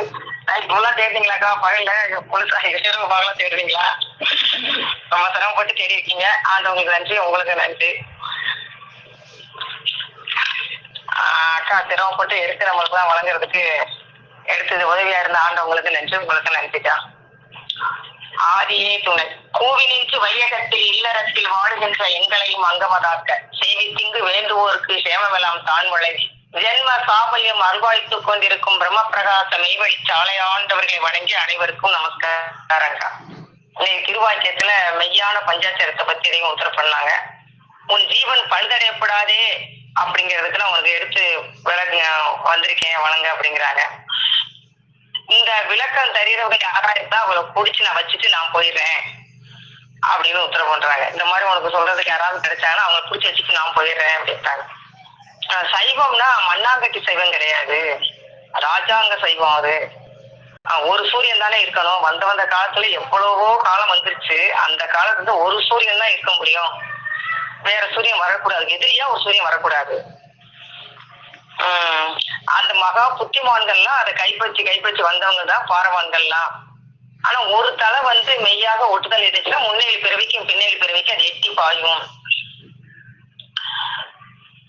இந்த வேடிக்கையினால இது கிடைக்காது அப்படின்னு எடுத்து கொடுக்குறாங்க. இப்ப ஈரோடுக்கு நான் வீணாக்கினா போயிடணும் அப்படின்னு உத்தரவு பண்றாங்க. வந்தா ஏதாவது பிரயோஜனமா இருக்கணும், அப்ப பட்டுட்டாங்கன்னா சந்தோஷம் அடையலாம். இதுல யாரும் அதை கேட்காம பயனடையாம இருந்தாலும் வீணாக்கினா போயிடணும் அப்படிங்கிற மாதிரி ஒரு வருத்தம் அதையும் உத்தரவு பண்றாங்க. பாரவான்கள் அப்பன் முப்பாட்டன் எல்லாம் வந்தாங்க. அவங்களும் ஜீவன் முத்திரை பெற்றுக்கிட்டாங்க. சிவன் என்ன பண்றதுதான் பஞ்சாட்சரம், மூர்த்திகளை படைத்தது எல்லாமே அதுதான். அந்த பஞ்சாட்சர ரூபியாக பிறக்க வேண்டும், பஞ்சாட்சரம் அப்பதான் பிரகாசிக்குங்கிறத முடிச்சாங்க. அக்கா இன்னைக்கு 96 தத்துவங்களை பத்தி 96 தத்துவங்கள் என்னங்கிறத அழகா எடுத்து வரிசையை பொறுத்து எழுத சொன்னாங்க. அந்த தத்துவங்கள் அறிவு, வினைகள், மலங்கள், ஆணவம், அந்தகரணங்கள், மண்டலங்கள், ஆசைகள் அப்படிங்கிற 96 இதையும் எழுதி வச்சிருக்காங்க. ஒவ்வொன்னே அக்கா நல்லா விளக்கமா சொல்லியிருக்காங்க, பாதி சொல்லியிருக்காங்க. அதுல 307வது வாக்கியம் 96 வேலையாட்கள் நம் உடலில் உள்ள தத்துவங்கள் ஒரு எட்டமான ஏவுதலுக்கு இணங்கி சொற்படி கேட்டு சதா நடக்கிறார்கள், ஓயாமல் வேலை செய்து கொண்டே இருக்கிறார்கள். ஆனால் அந்த வேலையாட்கள் தங்களை ஏவுகிற எஜமானதை சந்திக்கிறதே இல்லை. தெய்வம் சந்திச்சு ஆடி ஆடி பாடினாலும் பாடி ஆடினாலும் உனக்கு பிரயோஜனம் இல்லை. அந்த ஒரு தடவையாவது இந்த எஜமான போய் சந்திச்சாதான் உனக்கு பெற முடியும். அது எப்ப வெளியே வந்திருக்குங்க. அப்ப உள்ள கஷ்டையில எஜமானுடைய ஏவுதலுக்கு செஞ்சிருக்காங்க. ஆனா அந்த தடுவாரை விட்டு வெளியே வந்துட்டாங்கன்னா அவன் சந்திச்சு சொன்னாதான் பிரயோஜனம் எடுத்து கொடுக்குறாங்க. அதுக்கு நீ ஆடி ஆடி பாடினாலும் பாடி ஆடினாலும் எஜமான சந்திக்காட்டி உனக்கு பிரயோஜனம் இல்லை. அந்த எஜமான் எங்கிருந்து தங்களை ஏவுகிறார் என்று அறியவும் இல்லை. அந்த எஜமானையும் அவர் 96 வேலையாட்களையும் அவர்களின் சுறுசுறுப்பான வேலைகளையும் வேடிக்கை பார்ப்பதுவே நிஷ்டை. இதுல வேடிக்கைன்னு எடுத்து கொடுக்குறாங்க, நிஷ்டைன்னு எடுத்து கொடுக்குறாங்க, அறிவுன்னு எடுத்து கொடுக்குறாங்க. அதனால ஃபர்ஸ்ட் இதுல 96 தத்துவங்களை ஃபர்ஸ்ட் வர்றது அறிவு தான் வருது. தன்னை அறிதலை இன்னில வாழ்வு, அறிகின்ற அறிவு அறிவென்று அறிவாய், அறிவு ஒளிர ஆசானை தேடு. இந்த மாதிரி அறிவை பத்தியும் தெய்வம் எடுத்து கொடுக்குறாங்க. வேடிக்கைக்கு மாநிலத்திலையும் தெய்வம் கொடுக்குறாங்க. வேடிக்கை கண்கள் கெட்டப்படாத வேத குலாதீத விகித துருவத்தை எங்கனம் செலுத்துவதோ அந்த வேடிக்கை கண்கள் இருக்காங்க. இவங்கள்ட்ட போய் இந்த மெய்யை நான் எப்படி செலுத்துறது? வேடிக்கை பார்ப்பதா நிஷ்டை. ஆனா அந்த வேடிக்கை கண்கள் இருக்கிறவங்களை போய் நான் எப்படி இந்த மெய்யான இதை போய் செலுத்துறது அப்படின்னு கொடுக்குறாங்க. நிஷ்டை அந்த வேடிக்கை பார்க்கறதா நிஷ்டைங்கிறாங்க. அந்த நிஷ்டை எப்படி கொடுக்குறாங்க நம்ம தெய்வம்? நிஷ்டை குருவே வேணாம் இதுதான் நிஷ்டை அப்படிங்கிற மாதிரி குதிரையை பாரி நடந்துக்கிட்டு இதுதான் நிஷ்டை, வாய்ஞானத வரத்தை பேசிக்கிட்டு சரியில்லாத வாய்ஞானம் பேசிக்கிட்டு இதுதான் நிஷ்டைங்கிறாங்க. அது இல்ல நிஷ்டை.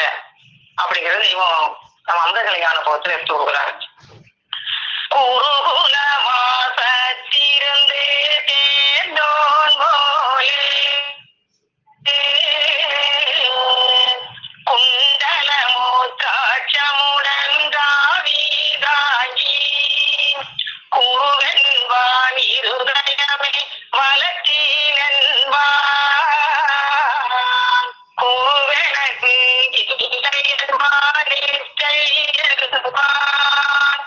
திரிவார்கள் புரிரையை போல் நடை நடந்து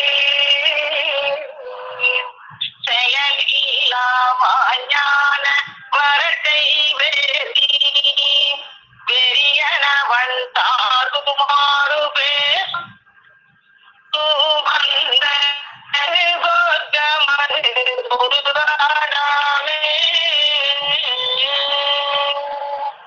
இப்பெல்லாம் வாங்கியானா பேசிக்கிருந்தானா சொர்க்கம் வந்து சுடுகாடுதான்.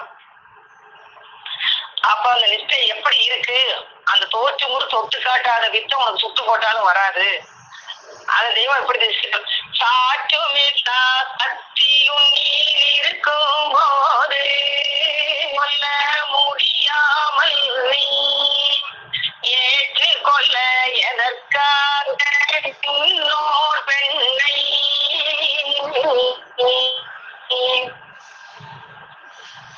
எனும் பேச்சங்காடையிலே சேர்ந்து கொண்டு தோற்றுங்குரு தொட்டு காட்டாத வீட்டை சுட்டு போட்டாலும் வராதென்பானோங்கி மாற்றி மனம் போன போக்கெல்லாம் பேசு மடையகளும் நிச்சயன பேசுவாரே.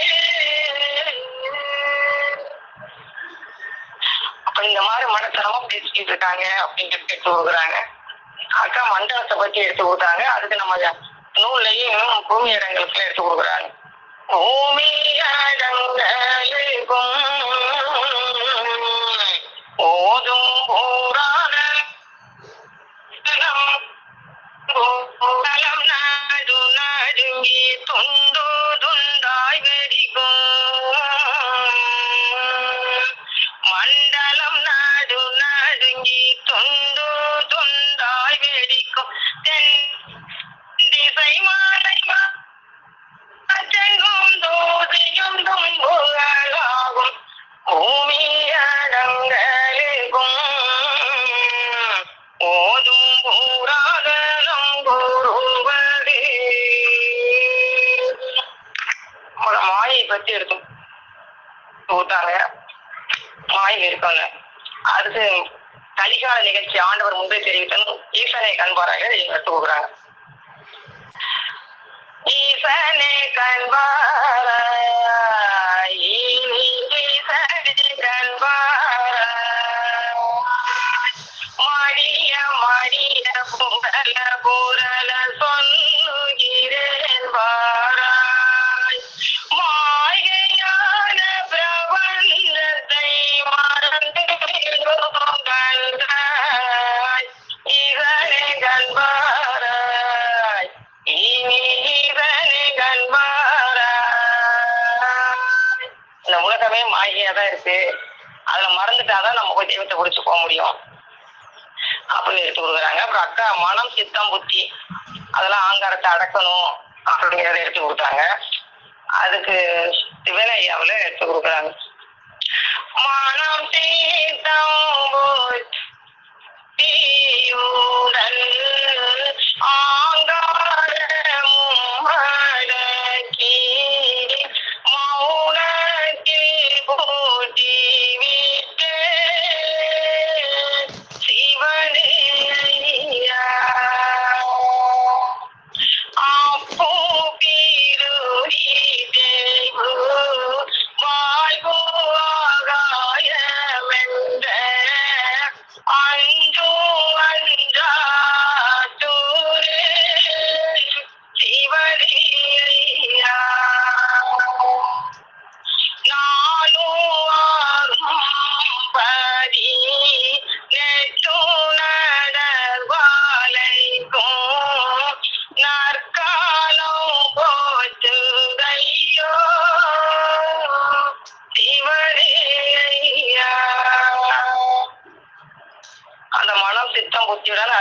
அதிகாரத்தை அடக்கன்னு எடுத்து கொடுத்தாங்க. அதுவும் எடுத்து கொடுத்தாங்க. அதுதான் சிவனையா பாடல்ல அதை எடுத்து கொடுக்குறாங்க. அப்புறம் இருட்டுல நீ வந்த அங்க இருந்து அந்த இருட்டை விட்டு நீ தான் வெளியே வரணும் அப்படிங்கறதையும் எடுத்து கொடுத்தாங்க. அப்புறம் எப்படி நம்மளாதான் கேட்டு வந்தோம், அவங்க எல்லாம் பண்ணல, நம்மளாம் கேட்டு வந்தோம் அப்படிங்கிற நமக்கு எப்படி கேட்டு வந்தோங்கிறதையும் தெய்வம் சிவசிம்மாசன பருவத்துல கொடுக்குறாங்க வசன வாக்கியத்துல. இம்மண்ணுலகிலே நீ சிரஞ்சீவி பட்டம் பெறுவதற்கான கை முதல் ஆஸ்தி வரம் பெற்று வந்தவன். இன்று வந்ததன் பின் எவனவன் பேச்சையோ கேட்டு அற்ப பட்டம் பெற அவஸ்தைப்பட்டு அலைகின்றாய். இது சத்தியம், உனக்கே தெரியும். அன்றியும் நீ கணக்கற்ற திருநோதய உலகம் புகுந்து அதற்கு அதிபதியாக நின்று ஆழ வந்தவன்.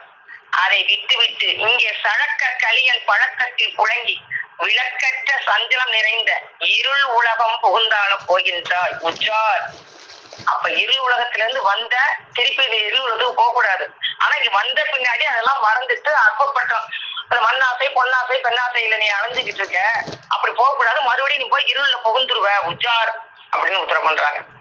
இது அல்லாமலும் நீ தேவ சிரேஷ்டன் ஆவதற்கு வந்தவன். அதை தள்ளி வைத்து விட்டு மேலும் அது நம்மாலே முடியுமா என்னும் வார்த்தை விளப்பிக் கொண்டு உன் தகப்பன் உன்னை தூக்க முடியாத உங்க தலையில சுமத்த மாட்டாங்க. அப்ப சுமத்தி இருக்காங்கன்னா நம்ம செய்யக்கூடியதான் செய்வாங்க. அப்ப இது நம்மளால முடியுமா நம்மளா பேசிக்கிறோம். அதை தள்ளி வைத்து விட்டு மேலும் அது நம்மாலே முடியுமா என்னும் வார்த்தை விளம்பிக் கொண்டு அறிந்த யோக்கியரை போல் தெரியும் அறியா பொருட்கள்மார்களை உகந்து பின்பற்றி அறைகின்றாய். இதையும் உத்தரவு பண்றாங்க. பொருட்கள்மார்கள் மடிதல் அவர்களை தான் பார்ப்பாங்க, இந்த மாதிரி எடுத்து சொல்ல மாட்டாங்க. நீ நித்தியனாவதற்கு வந்தவன், இங்கே நீ அனித்தியனாக போவதற்கே இடைக்கட்டி கொண்டிருக்கின்றாய். அதாவது ஒரு பக்கம் வெளியே வந்து தெய்வத்தை அறியாதவங்க இடைக்கட்டி கொண்டிருந்தாலும் இங்க நம்ம வந்த பின்னாடியும் நீ அதுலயே செலவழிச்சிருக்காத, இதுக்கு அதிகமான நேரம் கொடுத்து இதுல செலவழிங்கிறாங்க தெய்வம். இடைக்கட்டி கொண்டிருக்கிறாய் ஜாக்கிரதை.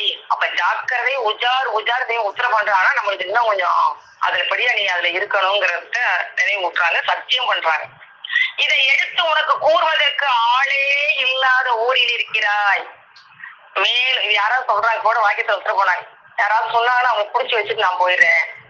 அவ யாருமே வந்து மேல இறக்கப்பட்டு இந்த மாதிரி இருங்கன்னு சொல்றதுக்கு ஆளே இல்லை. இவன் தான் குவி குவி அழைக்கிறாங்க, வா தப்பிச்சுக்கலாம், உயிர் மயங்கும், இதை வந்து புடிச்சுக்கன்னு கூப்பிடுறாங்க. மேலும் சர்வ கலைநிதி ஐஸ்வரியன் ஆகுவதற்கு அதற்கான உதவி பொருள் எல்லாம் குறைவின்றி பெற்று. அப்ப ஒரு காது குருடா, கண்ணு காது கேட்காம, கண்ணு குருடா, கால் நொண்டியா படைக்கிற எல்லாமே ஐஸ்வர்யமா பெற்று வந்திருக்க. உன் அங்க குலங்கள் யார் சரியா பிறந்திருக்கோ அவங்க பணக்காரன், அது இல்லாதவங்க ஏழை தெய்வம் உத்தரவு பண்ணிருக்காங்க. அப்ப இது எல்லாமே நல்லா கொடுத்துட்டாங்க நம்மளுக்கு. சர்வ கலைநிதி ஐஸ்வரியன் ஆகுவதற்கு அதற்கான உதவி பொருள் எல்லாம் குறைவின்றி பெற்று சூலத்துக்கு ஜீவன் அளித்த முன்காலமான அப்போது மார்தட்டி சாட்சி வைத்து நான் ஆச்சுதுவார் என்று வந்தவன். அங்க கேட்கிறோம் தெய்வத்திட்ட ரோஸ்மிதா கூடிய காலத்துல எல்லாரும் அவங்களோட இருந்து அப்படியே இருந்திருக்கலாம். இல்ல என்ன மனிதனா படைங்க, நான் வந்து உங்களை சந்திக்கிறேன் அப்படின்னு சும்மா கூட கேட்கல. மார்தட்டி சாட்சி வைத்து நான் ஆச்சுதுவார் என்று வந்தவன் அதை மறந்து விட்டு இங்கே மெய்யை கொடுத்து பொய்யை பெறுகிறவனாக. அவ தெய்வத்தை கொடுத்த மெய்ய போன கொடுத்துட்டு பொய்யை பெருந்து வச்சுக்கோம். அப்பொருளை சர்வ கவலை தத்திரி அழகத்தேகத்தை பெறுவதற்கு செலவு செய்து கொண்டு அலைகிறாய். இது மெய். நீ யமன்பதி கடந்து வீரக்குஞ்சேரி விளங்க வந்தவன். யமன்பதி கடந்து போகணும்னா விளங்குறது நம்மளுக்கு தூங்கிட்டு இருக்க கூடாது. அதை விழிச்சிரு, பசிச்சிரு, தனித்திருங்கிறாங்க. அப்ப தண்ணி எல்லாம் விழிச்சு எண்ணத்துல வந்து விழிச்சிருக்கணும், அது வீட்டா வச்சிருக்க கூடாது. நீ யமன்பதி கடந்து வீரப்புஞ்சேரி விளங்க வந்தவன். தூங்க குழிக்குள்ளே பேரித்தனத்தை பாதுகாக்கின்றவனாக இருக்கின்றாய். உலக பெரிய பிறவியரே, அதுதான் வாயரட்டையும் பயங்கொழி சேட்டையும் எங்கும் மலிவா மலிந்து கிடக்கிற பெருந்திரளான கூட்டத்துக்குள் நாமும் புகுந்து கொண்டிருக்கிறோம் என்பது மறந்துவிடக் கூடாது என்று நீங்களே இந்த பிரசங்கம் செய்து நான் கேட்டால் எனக்கு எப்படி இருக்குமோ அப்படியே உங்களுக்கும் இருப்பதற்கு தடையிராது என்று எண்ணிக்கொண்டிருப்பதோடு நீங்கள் வந்து மசந்த நேரம் ஆயிற்று, போய் வருவோமா, அல்லது இன்னும் கொஞ்சம் ஏதாவது முக்கியமானவைகள் பேச நேரம் தருவார்களா, செவிக்கதவை சாத்தி போடுவார்களா என்று நினைக்கின்றேன். பிறவியரே, செவிதான் கதவு, அதை சாத்தி போடாம என் வாக்கியத்தை கேளுங்க. கேட்டீங்கன்னா மீட்பு நிச்சயம் தெய்வம் எடுத்து கொடுக்குறாங்க. அப்புறம் இருளும், அந்த இருள்ல போக கூடாதுன்னா எது வேணும் அதை எடுத்து கொடுத்தாங்க. எது வேணும் கேளு சிங்கா, எது வேண்டாம் சொல்லும் சிங்கா, எது எனக்கு வேணும் உனக்கு எது வேணாங்கிறது அந்த சொர்க்க நரகத்தை பத்தியும் எடுத்து கொடுக்குறாங்க. கடையில அதான் முக்கியமாக ஒடிக்கிறாங்க. அதுல அப்பப்ப படிச்சு நினைவுக்கு உஜார்படுத்தி கொள்ள வேண்டுங்கிறத விஞ்ஞான பகுப்புல அந்த பாடலை எடுத்து கொடுத்து தெய்வம் இதை அப்பப்போ நீ நினைச்சு உன் நினைவுல படித்து உஜார்படுத்திக்கணும், நினைவுல வச்சுன்னு கொடுக்குறாங்க தெய்வம். எது வேணும் கேளும் சிங்கா ஜெய சிங்கா, எது வேண்டாம் சொல்லும் சிங்கா, இருளும் தீயிலும் தீயும் என்னாலும் தீராத ஏக்கம் மலரல் வேணுமா, அல்லது ஏகாம் பரபரத்தி எழிற் பொன்னுடம்படு தன்னாலும் வாழுதல் வேண்டுமா. அப்ப இருள போய் நீ தீராத ஏக்க அலறல் வேணுமா, அந்த கொடு நரகத்துல போய் அஞ்சு அலற பண்ணி போறியா, அந்த ஏகாம் பரபத்துல அவங்களோட பொன்னுடம் எடுத்து இருக்க போறியா, கூடவே அந்த கற்பாந்த கோடி வாழ்க்கையில் இருக்க போறியா அப்படின்னு கேட்கிறாங்க. போல் காட்டி நல நாளை வீணாக்கி நரகேற்கு உடல் வேணுமா. நான் நீதிமான் பேசம் போட்டுக்கிட்டு அப்படி போல மாமா சொல்லுவாரு, அமுஞ்சோ அம்மா சொல்லுவாங்க, அந்த போல் அந்த மாதிரி போல அதெல்லாம் பண்ணக்கூடாது. உண்மையா நிஜமா தெய்வத்தை நம்ம நம்பி அதை செயல்படணும். போலா இருக்கக்கூடாது. போலான்னா நகல் தெய்வம் வாக்கியத்துல உத்தரவு பண்ணுவாங்க. நகல் என்னைக்காவது செல்லுமா, அசல் தான் நகல் வேணாம் அசலை கொண்டான்னு சொல்லுவாங்க. அப்ப பொய்கள் தேவையில்லை, மெய்க்கு அப்ப அவங்க கூட இவங்க கூட எப்படி ஏத்துக்குது, அது அசலான தெய்வம் வேணும் அப்படின்னு உத்தரவு பண்ணுவோம். நீதிமான் போல் காட்டி நல நாளை வீணாக்கி நரையிற்கு உடல்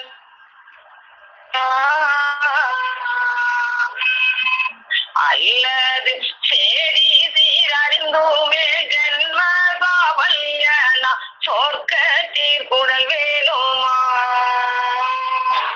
எது வேணும் கேளும் சிங்கா ஜெய சிங்கா, எது வேண்டாம் சொல்லும் சிங்கா. இந்த விஞ்ஞான பாடல்களை படித்து உன் நினைவுக்கு உஜார்படுத்தி கொண்டே இருக்க வேண்டும்ங்கிறது இது ரெண்டு. இந்த வரியை மட்டும் துண்டா எடுத்து இந்த ரெண்டு கண்ணியமும் தெய்வம் படிக்க உத்தரவு பண்ணியிருக்காங்க. என்று வரும் 20 கண்ணி விஞ்ஞான பகுப்பு பாடலை பாடி உங்கள் நினைவுக்கு சதா உஜார் கொடுத்து கொண்டே இருக்க வேண்டும் என்று ஜீவ சிம்மாசன பேராண்மை பிரம்மோரிய பெருக்கல்லும் நிறைநீதி வான் செல்வ அருள்வசிப்பை குருமார்கள் அரசராகிய ஞான செம்மீர் நாயகம் நமது தனித்தந்தை சாலை ஆண்டவர்கள் திருவாய் மலர்ந்து அழினார்கள் என்று கூறி முத்தி பேரை மீண்டும் தொடரும். நமஸ்காரம் சார். ஜீவ சகோதரி சாலை அமிர்தவல்லி அக்கா அவர்கள். அதே துணை அக்கா 96 பெற்று சயின்ஸ் கிளாஸ்ல போயிருக்கா. மனிதனுடைய உள்ளம் புறமும் செலுக்க செவ்வியடைய வைப்பினமாக என்றால் போல நம்ம மேல் பக்கமாக தான் நம்ம உடல்ல பார்க்கிறோம். நம்ம உள்ளத்துல நம்ம இறைவனை அடையறதுக்கு என்னென்ன தத்துவங்கள் எப்படி வேலை செஞ்சு நம்மளை இறைவனை சேர்க்கறதுக்கு இறைவன் கொடுத்த வரமா நம்மளுக்கு என்னன்னா நமக்குள்ளேயே இருக்குது அப்படின்றது இந்த சபையில ரொம்ப அருமையா இருந்ததுக்கா. இதை கொஞ்சம் எழுதி வச்சேன். நான் கொஞ்சமா படிக்கலக்கா, மொத்தமா சொல்லணும்னா எனக்கு ரொம்ப அது சொல்ல புரியுது. ஆனா அது ரொம்ப தெளிவா சொல்றதுக்கு தெரியுமா என்னன்னு தெரியல. 96 வேலையாட்கள் நம்மளுடைய தூர தேகம், சூக்ம தேகம், காரண தேகம், மகாகாரண தேகத்துல அங்க வேலையாட்கள் இருக்காங்க. நம்ம இறைவன் நம்ம இருக்கக்கூடிய இறைவனுடைய இருக்கக்கூடிய நம்ம இருக்கிறது இல்லை. அது நம்ம கர்ம விஞ்ஞானம், நம்ம செஞ்ச கர்ம விஞ்ஞானம் தான் நம்ம பிறக்கிறோம். அதெல்லாம் ஜென்மந்தோறும் செய்த கர்மங்கள் கடை சேர்க்க கர்மாங்கள் என்னாதான் தீர்ப்பாதும் யான் முதல்வன். இந்த கர்மத்தை தான் நம்மளுக்கு தொடர்ச்சி. அவங்களுடைய அறிவு, அவங்களுடைய தவத்தை போட்டு நம்மளை திரும்பி இறைவன் அடுத்து சேர்த்து கொடுக்குறாங்க. அதுதான் அந்த ஜென்மந்தோறும் செய்த பிழைகள், நம்ம அறிஞ்சு செய்த பாவங்களை தொட்டும் அறியாமல் செய்த பாவங்களை தொட்டும் அப்படின்னு அந்த பாவ மன்னிப்புல நம்மளுக்கு அதுக்கு எல்லாத்துக்கும் பாவ மன்னிப்பு கொடுத்து நம்மளை பரிசுத்தனாக்கி நம்ம இறைவன் அடுத்து தனி சேர்த்து கொடுக்குறாங்க. அது அதுக்கு படி, பசு, பாசம் இதுதான் வந்து முக்கியமா இருக்குது. பதின்றது இறைவன், அதுதான் அறிவு பொருளா இருக்கிறது. பாசம்ன்றது ஆன்மா, அது உயிரை அறிஞ்சவங்க கொடுத்தாக்க அது அறியக்கூடியதான் இருக்கு. அதனால கையில வந்து பாசம் வந்தது, அதை குறித்து சொன்னாலும் கேட்க முடியாது. அறிவில்லாத அறியக்கூடியதுதான் ஆத்மா. பாசம் வந்து அறிவித்தாலும் அறிய முடியாதுதான் இருக்கிறது. இந்த ஆத்மா வந்து இந்த பாசத்துக்கு கட்டுப்பட்டு நம்ம உலக வாழ்க்கை கட்டுப்பட்டு இருளுக்குள்ள நுழைஞ்சது. நம்மளே தான் நுழைஞ்சிருந்தோம், அது நம்ம கர்ம வெளியில நம்ம நுழைஞ்சிருக்கோம். ஆனா திருப்பி அந்த ஆத்மாவை இறைவனுக்கு சேர்க்கணும்னா இறைவனே உருவுக்கு வந்து நம்மள வந்து அந்த வெளிச்சத்துக்கு அந்த வாழ்க்கையில நமக்குள்ள இருக்கிற இறைவன் நம்மளுக்கு காத்து தரும் போதுதான் நம்மளை வந்து நம்மளால அந்த ஆத்மாவை உணர முடியும். அதற்காகத்தான் அவங்கள பாடுபட்டாங்க. அதை வந்து ஜீவதேகம் காட்டி தந்து பெருகிறவர்களை பெற்று அதோட ஜீவதேகம் நுழைஞ்ச பழகிக்கொள்ளுதான் அந்த சன்மார்க்கத்தில் தான் நாம இருக்கிறோம். அது வந்து 92 தத்துவங்களை முதலாவது அறிவு, வினைகள். அறிவு வந்து தந்தை அறிவிலே தந்தை அறிவில இங்கெல்லாம் அறிவு. அத நம்மளே அறிஞ்சுக்கிட்டு தான் அறிவு. அதுதான் வந்து அறிவு உள்ளோர்களே தான் காண்பது அறிவு. இது வந்து கூடிய சேத அந்த அறிவு தான் நம்ம பிறந்தோம் அறிஞ்சுக்கிற அறிவு தான் அறிவு. இதே வினைகள் வந்து பிறப்பெடுப்பதற்கு நம்ம இந்த சூழ பிறப்பெடுக்கிறதுக்கு காரணமா இருக்குது. அதான் நல்வினை தீவினை. நம்ம நல்வினையை செஞ்சோம்னா நல்ல இறைவனுடைய சொல் பேச்சு கேட்டு பழகாம இருக்கோ ஆரம்பர வாழ்க்கை வாழறதும் நல்வினை கிடையாது. நம்ம நல்வினை வந்து ஏழையாமல் இறைவனை அறிஞ்சுக்கணும். அதெல்லாம் இறைவன் பார்த்து அவங்களோட சொற்கொடி கேட்டு அவங்க இருக்கிறதுக்கு அறிஞ்சிட்டு தான் நல்வினை. தீவினை எப்பவுமே நம்மளோட உலக வாழ்க்கையிலே இருக்கிறதுனால தான் தீவினை. மலங்கள் வந்து ஆணவம், கண்மம், மாயை. அறியாமைதான் ஆணவம். கண்மம் வந்து விதி, மாயை வந்து இந்த ஜென்மத்துக்கு உள்ள தொடர்பு. ஆனா இதனுடைய உறவு தான் வந்து அந்த ஜென்மம் எல்லா ஜென்மத்துக்கு உண்டான தொடர்பு வந்து முதல்ல ஒரு தொடர்பு வந்து இதனுடைய தொடர்பு தான். நம்மள அந்த மாயை எல்லா இடவெளியை சேர முடியாம தடுக்கிறது நம்ம மனம். அதுதான் மாயை. மனம் தான் மாயா இருக்குது. அந்த காரணங்கள் தூக்குவாதத்தில் இருக்காது. அதான் மனம். அந்த மனதை தான் அறிவாக மாற்றணும். புத்தி என்பது அறிவு. அது வந்து நம்ம இறைவனுக்கு கற்றுக்கொண்டதுதான். சித்தம் என்று சிந்திக்கு இருப்பது, சிவாயனம் என்று சிந்திக்கு இருப்பது அவ்வாறு ஒரு நாள் இல்லை என்று சொன்னது. அந்த இறைவனுக்கு பற்றி சிந்தித்துதான் சிந்தித்தல். மண்டலங்கள் அக்னி, சூரிய, சந்திர மண்டலங்கள். சூரிய மண்டலம் வந்து வலது பக்கம் மூச்சு ஓடுறது சூரிய மண்டலம், இடது பக்கம் மூச்சு ஓடுறது வந்து சந்திர மண்டலம். இடது பக்கம் அந்த பக்கம் ஓடுவது வந்து அந்த சந்திர மண்டலம் வந்து இடது பக்கம் வந்து உகாரம், அப்புறம் வகார, சிகார மணி மந்திரங்கள் அப்படின்னு அந்த மூணு அந்த லிங்கமணி ஒளி நீளம் ஓடும் அந்த வாக்கியத்துல வரும். வகார, சிகார மணி மந்திரங்களும் அனந்தம் ஒன்று. அப்ப எனக்கு இதை பத்தி தெரியவே தெரியாது. ஏதோ அதெல்லாம் ஒரு மந்திரமா இருக்கும் போது அது நம்ம தத்துவங்களா நம்ம உள்ளே புதைச்சி வச்சிருக்காங்க. இறைவன் வந்து நம்மளுக்கு அந்த மந்திரங்களை சொல்லும் போதுதான் நம்ம கிட்ட அதெல்லாம் வந்து விரிவாக இன்னைக்குதான் புதுச்சிட்டு இருக்காது. ரொம்ப நன்றிப்பா. அது மூவாசிக்குரிய எண்ணம் வந்து மண், பெண், பொண்ணு இந்த ஆசையில நம்ம இருக்கணும். ஆனா ரொம்ப பற்றி வச்சு இதையே நம்ம இருக்கக்கூடாது. பற்றுக்கள் அஷ்டம் ஏழைகள் பற்றுக்கள் அர்த்தம் பொருள் என்ன பற்றி வைக்கிறது, புத்தரை பற்றி, யோகா பற்றி, இது எல்லாத்தையும் நம்ம எல்லாத்தையும் வச்சா கூட அளவோடு தான் இருக்கணும். அதுலேயே நம்ம இருக்கக்கூடாது. குணங்கள் ரஜோகுணம், தமோகுணம், சாத்வீக குணம் அதை பத்தி சொன்னீங்க. வினிகள் வந்து வாதம், பித்தம், கவம் இதனால்தான் நம்மளுக்கு எல்லா நோய்களும் உண்டாகிறது. பஞ்சபூதங்கள் மனித தோழந்தான் மண், நீர், காற்று, தீ, நெருப்பு, ஆகாயம். ஆகாயம் தான் மனமா இருக்கு. அதுதான் நம்ம அறிவாக மாற்றிக்கணும். மண் என்று நம்ம சரீரமா மாம்சமாகவும் ரத்தமா சரியாகவும் இருக்கிறது மண்ணு. நீர் வந்து ரத்தமாக இருக்கிறது நீர். தீ வந்து நம்ம குளியேற்ற உஷ்ணம். காற்று வந்து நம்ம உள்ள சுவாசம் தான் காற்று அப்படின்றதெல்லாம் வந்து ரொம்ப தெளிவா எடுத்துக்கிட்டுருக்கா. நம்ம உண்டாவதுக்கு வந்து காரணமா இருப்பது புழுக்கம், வித்து, அண்டம், சினை. முதல்ல உயிர் வந்தது வந்து புழுக்கத்தினால்தான் உயிர் உண்டாகிறது. அப்படி இல்லைன்னா அது தண்ணியும் ரொம்ப நாள் சேர்த்து வச்சு அதுக்கு பாசு படுந்து அதாவது ஆவணங்கள்லாம் உண்டாகி அதாவது வித்து உண்டாகுது. அதாவது ஞானேந்திரியங்கள் மெய், கண், வாய், மூக்கு, காது, ஆகாயம், கர்மேந்திரியங்கள் நாக்கு, கை, கால்கள் இதெல்லாம் வந்து கர்மேந்திரியங்கள்.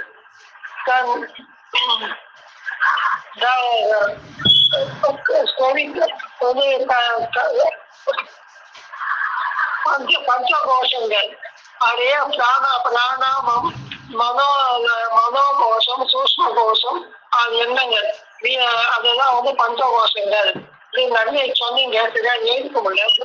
அந்த ஆடியோ பார்த்துதான் அதெல்லாம் அது கிளியரா எழுதிக்கணும்க்கா.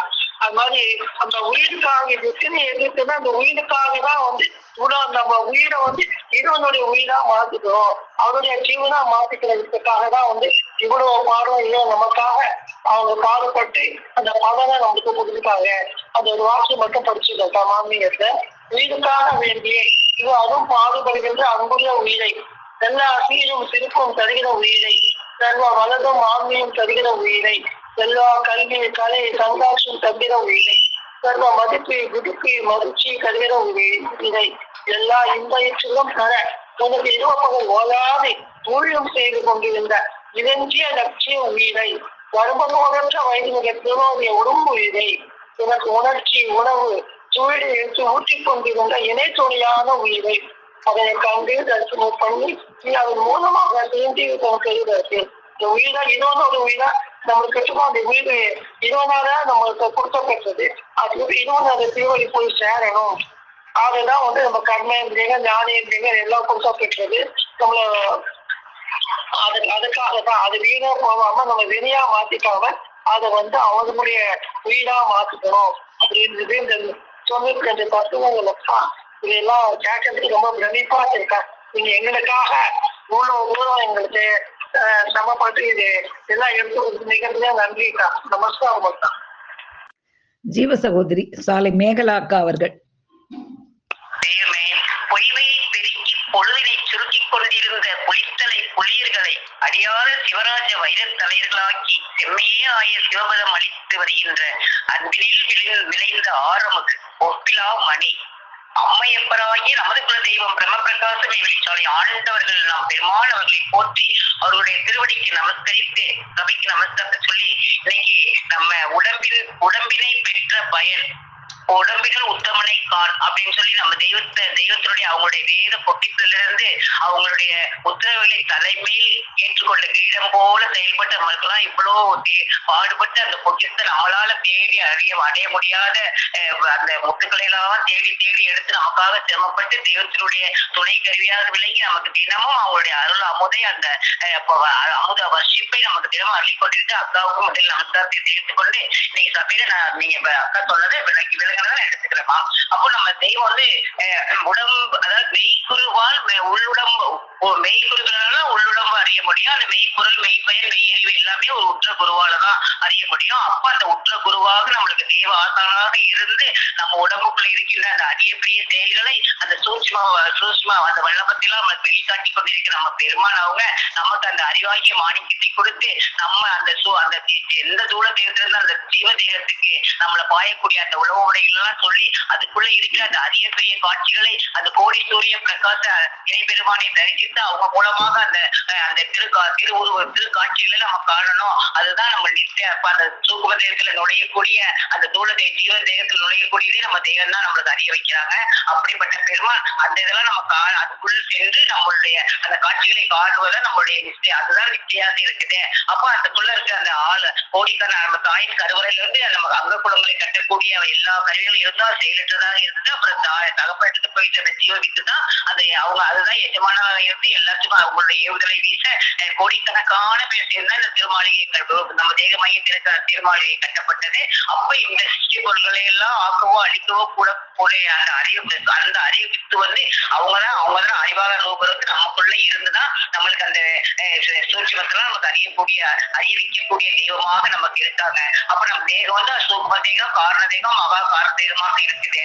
அப்ப தெய்வம் வந்து நம்ம எல்லாத்தையுமே அந்த நம்ம பிறந்த அந்த கர்ம வினையினாலதான் நம்ம இந்த பிறவி எடுத்திருக்கோம். இருக்கணும். அப்ப நம்ம பிறவி இல்லாத பெருங்கடலில் நம்மளை எல்லாம் காக்கக்கூடிய பெருமானாக நம்ம வந்து நம்மளுடைய ஜீவன் கடை சேருவதற்காக அவங்களுடைய திருவடியை நாம் சென்று அடைவதற்காக நம்ம அவங்க அருகில் அந்த வேத புத்தகத்திலிருந்து அக்கா மிகவும் அழகாக எல்லா அந்த 96 ஆட்களை பற்றி மிக அழகாக அந்த 96 தத்துவங்கள் தான் 96 வேலையாளர்களாக இருக்குது. கோடிக்கணக்கான வேலையாட்கள் இருந்தாலும் அந்த 96 முக்கியமான அந்த அந்த வேலையாட்களை பத்தி நம்ம தெய்வம் அறிவிக்கிறதை எடுத்து சொன்னாங்க. அப்ப நம்ம வந்து அந்த பசு பதி பாசம் பசு பாசம் அப்படிங்கிற அந்த இதுல வந்து நம்ம தெய்வம் நம்ம வந்து பசுவாக, அதாவது நம்ம தெய்வம் அறிவித்தால்தான் அறிவிக்கூடிய மனமுடையவர்களாக இருந்தது. நம்ம வந்து நம் பேரறிவாகி நம்ம கடவுள் நம்மளுடைய அறிவாகார ரூபர்கள் வந்து நமக்கு அந்த தீமைகளை எல்லாம் விலகி எடுத்து சொல்லி அந்த நம்மளுடைய ஆன்மா வந்து இருட்டுக்குள்ளதான் இருக்குது. அதை வந்து நம்மளுடைய அந்த நம்ம தன்னறிகளை தாண்டி அந்த இருட்டுக்குள்ள போய் நுழைச்சிட்டோம், அதை நீயாகதான் வெளியே கொண்டு வரணும்னு சொல்லி நமக்கெல்லாம் அந்த எமபயத்தை எச்சரித்து நம்மளை வந்து தடவி அருகிருப்பி தன்னறி இருப்பி நமக்கெல்லாம் அந்த உள்ள அந்த அருள் வருஷத்தினால நம்ம கூட அந்த இதுல அவங்க நம்ம செறிவுணவை நம்ம தினமும் வழங்கி அந்த இருட்டுல இருந்து வெளியே எடுத்து அவங்களுடைய திருவடியை அடைவதற்காக கருணை கொண்டுதான் நமக்கு தூளத்தை படைச்சு அதுல 96 வேலைகளையும் நம்மளுக்காக அழைத்தாங்க. 96 தத்துவங்களாக இருக்குது. அப்போ வந்து நம்ம ஜீவதேவம் எவ்வளவுதான் வல்லபமா இருந்தாலும் நமக்குள்ள இருக்கிற பரமாத்மா அவங்க திருவுருவம் தாங்கி வந்து அந்த தொட்டு காட்டினாதான் நம்ம அறிய முடியும். அதுவுமே அவங்க தொட்டு காட்டுற அந்த நிமிஷம் தான் நம்மளால அந்த இதை உணர்ந்து கொள்ள முடியும். அப்ப நம்ம பெருமாள் அவங்களுடைய திருவடியை வணங்கி அவங்களுடைய அந்த அறிவு அவங்க நம்மளுக்கு அருள் அந்த அறிவாகாரத்தினால நம்ம பார்க்கும் அந்த ஜீவதேகத்துல, அதாவது ஜீவதேகத்தை தொட்டு காட்டியவர்கள் தொட்டு காட்டி அதை நம்ம வந்து அறிகிற விதத்துல பெறுகிற வண்ணம் பெற்று இந்த தூரத்துல இருந்து அந்த ஜீவதேகத்துக்குள்ள நுழைந்து நாள்தோறும் நுழைந்து பலர்போதுதான் நித்தை அப்படின்னு நம்ம தெய்வம் அறியிருந்தபடி அவங்க நம்ம ஜீவதேகத்தை தொட்டு காட்டும் போது நம்ம உள்ள அந்த அறிய பெரிய காட்சிகளை நம்மளால அறிய முடியுது. அப்ப 96 தத்துவங்கள் வந்து என்னன்னா மிகவும் அழகாக எடுத்து சொன்னாங்க. அவங்க வந்து நம்மளோட இந்த தூரத்தை வந்து நம்ம தெய்வம் அவங்க நம்ம அந்த தூளம் வந்து வீணாக போகக்கூடாது, எமன் கையில சிக்காம நம்ம தெய்வத்தினுடைய பக்கம் நம்ம போகணும். அப்ப நம்ம அவங்க பக்கம் போகணுங்கிறதுக்காக அவங்களுடைய கருணை உள்ளதுனால நமக்குள்ள நம்ம தூரத்துல படைக்கப்பட்ட இந்த 96 தத்துவங்கள் தான் வேலையாட்களாக இருக்குது. அப்ப முதலாவதாக அறிவை பத்தி சொல்றாங்க. அப்ப மனிதனை பத்தி அறிவு மணிக்கு கொடுத்திருக்காங்க. அது வந்து மேன்மையான செயல் செய்யறதுக்கு தான் கொடுத்திருக்காங்க. தன்னை அறிய, அதாவது அறிவதை அறிந்து கொண்டு அந்த அறிவாகிய அறிவு வந்து நமக்குள்ள இருக்கிறதை அறியணும். அறிகின்ற அறிவே அறிவென்ற அறிவாய். அப்ப தன்னை அறிவு அறிவே அறிவாக இருக்குது.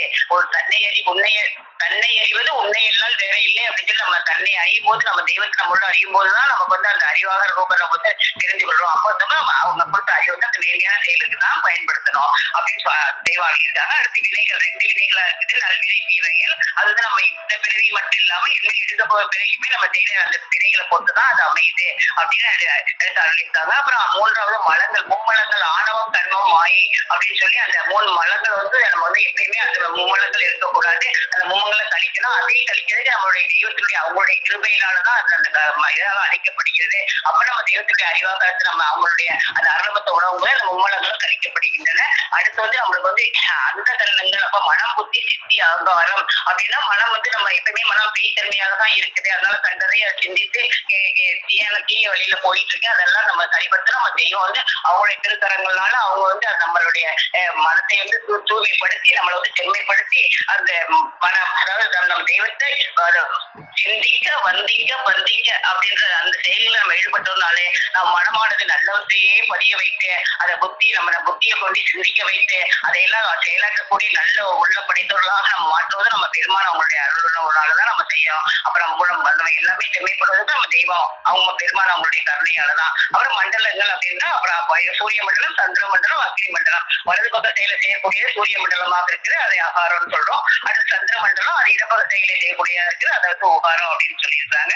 அடுத்து அக்னி மண்டலம் நடுவில் உள்ள, அதாவது அது வந்து சூட்சுமமாக இருக்குது, அது இது திகாரம், அதை சொல்லுமுனை. அப்ப அந்த அக மண்டலங்கள் வந்து 5 மண்டலம் 3 மண்டலங்களாக இருக்குது அப்படின்னு அதான் சொன்னாங்க. அடுத்து மூவாசை, மண்ணாசை, பொன்னாசை, பெண்ணாசை. இந்த ஆசைகள் வந்து நமக்கு ஆசையை வந்து படைச்சது வந்து நம்ம இறைவனுடைய அவங்களுடைய அந்த அறிவாக தூபாரை நினைத்து நம்ம கொடுக்கக்கூடிய கடமையாகி அந்த நித்திய உடலை கைப்பொறுவதற்காக தான் நம்மளுக்கு இந்த ஆசையை வச்சு படைச்சாங்க.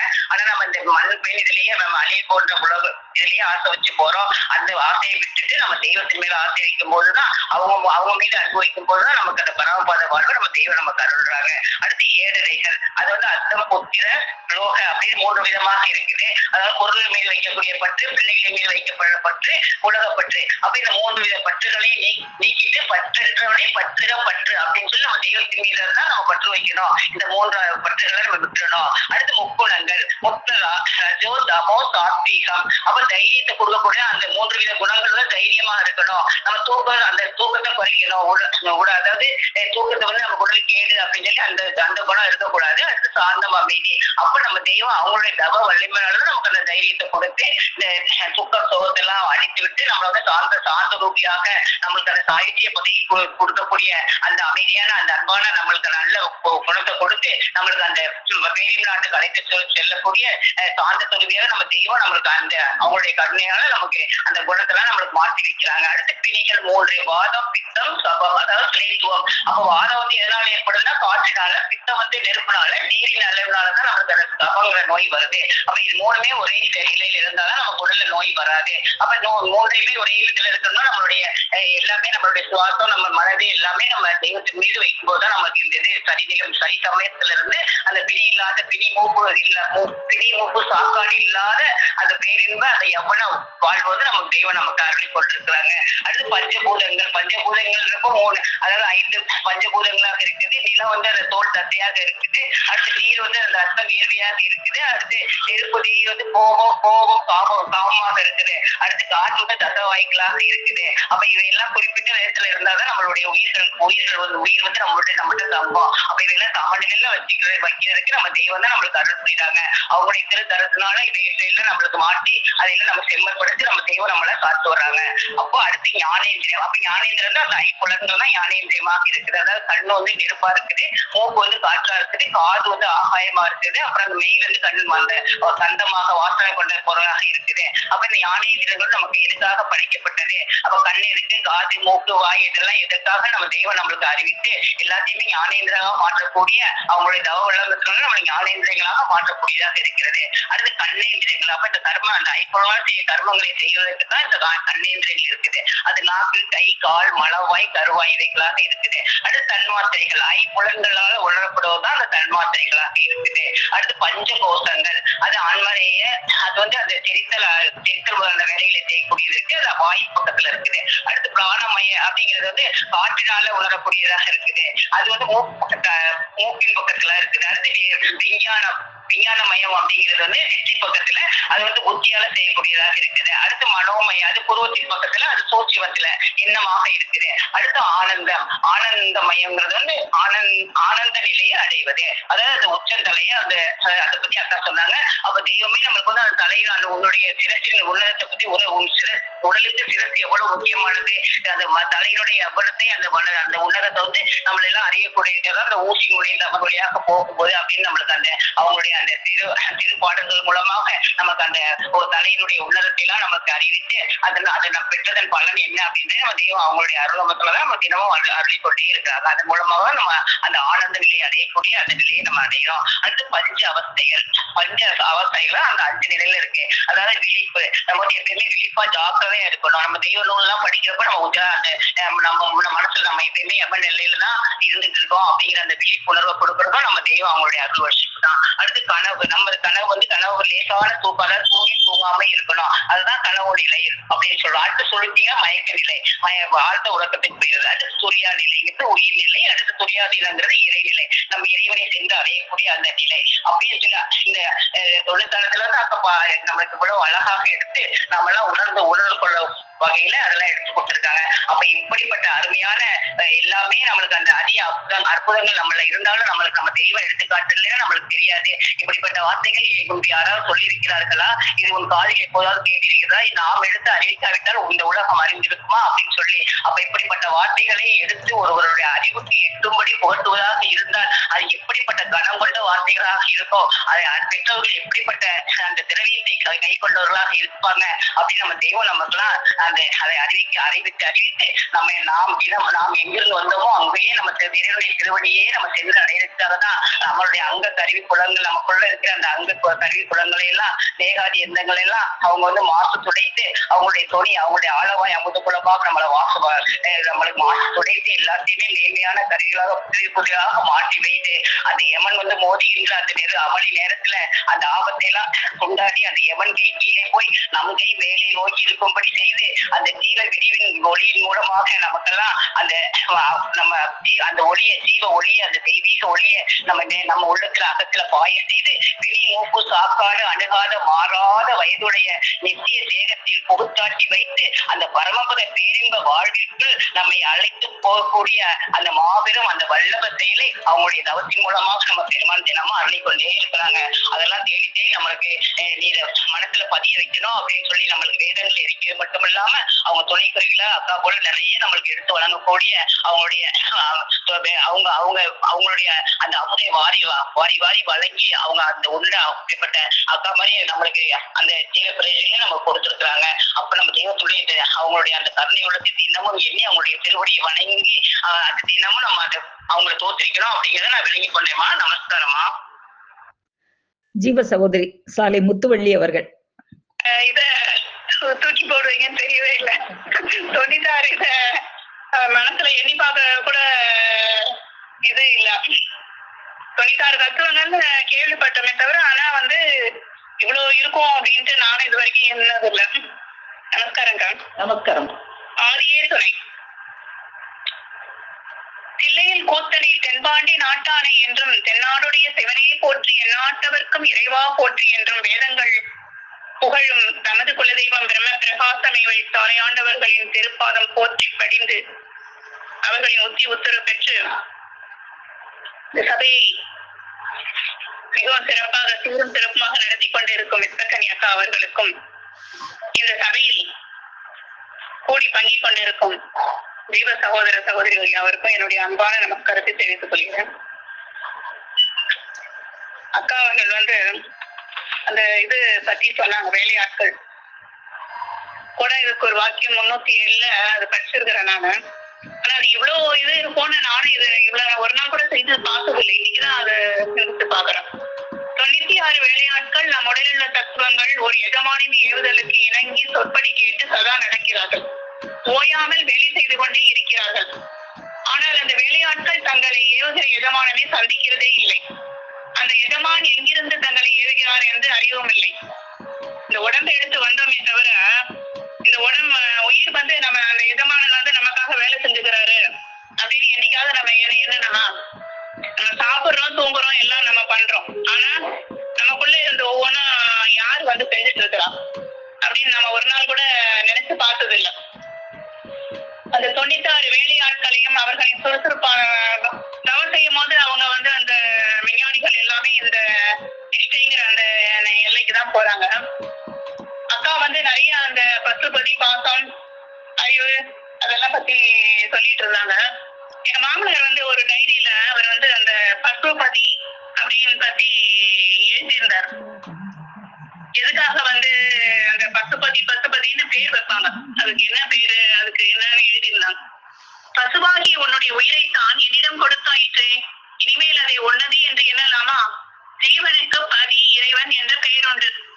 அந்த பசுபதி இறைய தாமரையில் வீட்டிருக்கின்றார்கள். இந்த உடல் குற்றமுள்ளது இருந்தும் இதில் இறைவன் தனித்தேகம் ஒன்று கட்டி உங்களில் இருக்கிறார். ஜீவன் தன்னிடமுள்ள பாசக்கயிறு ஆணவம் கண்மம் மாயை என்ற 3 மலங்களை பதியை சார்ந்து நின்று விலக்கிக் கொள்ள வேண்டும் அப்படின்னு எழுதியிருக்காரு. அப்புறம் அந்த பசுவாகிய உயிர் பத்தி அடுத்தது எழுதியிருக்காரு. நமது உயிரை தான் அதை பசுன்னு சொல்றாங்க. அது மெய். அதுக்கு இன்னும் நிறைய பேரெல்லாம் இருக்குது. அதுவே பிரம்மம், மூலம், திரணவம், சிவம், வஸ்து, அகரம், நடு, பள்ளி, உயிராணி, காயத்ரி, சக்தி, ஆதி மூல ஆவி, வித்து என்ற பல திருநாமங்களை பெற்றுள்ளது. பசுபதின்னு நம்ம பேர் வச்சுக்கிறோமே தவிர ஆனா அது என்னன்னு தெரியாது. அந்த தெய்வமே சொன்னதான் நமக்கு தெரியும். இதை நம் உள்ளத்தில் எண்ணினால் உண்மை, இதன் பொருட்டு செய்வதெல்லாம் மெய்மை, இதை பற்றி பேசுவது வாய்மை. எங்க இருந்து எங்க கொண்டாடுறாங்க பாருங்க.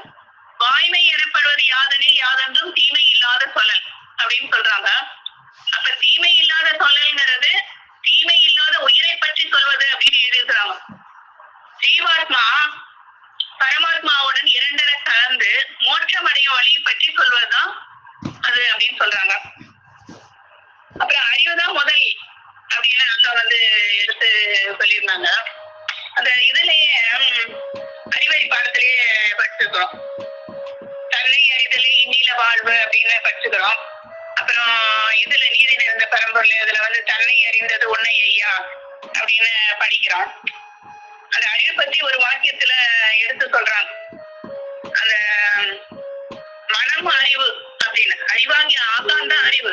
அவங்களே வந்து ஒரு அறிவை வந்து சோழம் திருமேனி தாங்கி நமக்கு ஏதோ ஒரு அறிவு கொடுத்துக்கிறாங்களே தவிர அந்த அறிவே இப்ப வந்து திருமேனி தாங்கி இந்த உலகத்துக்கு வந்திருக்கிறாங்க. வாக்கியம் 264 மனத்தையும் அறிவை பத்தியும் சொல்றாங்க.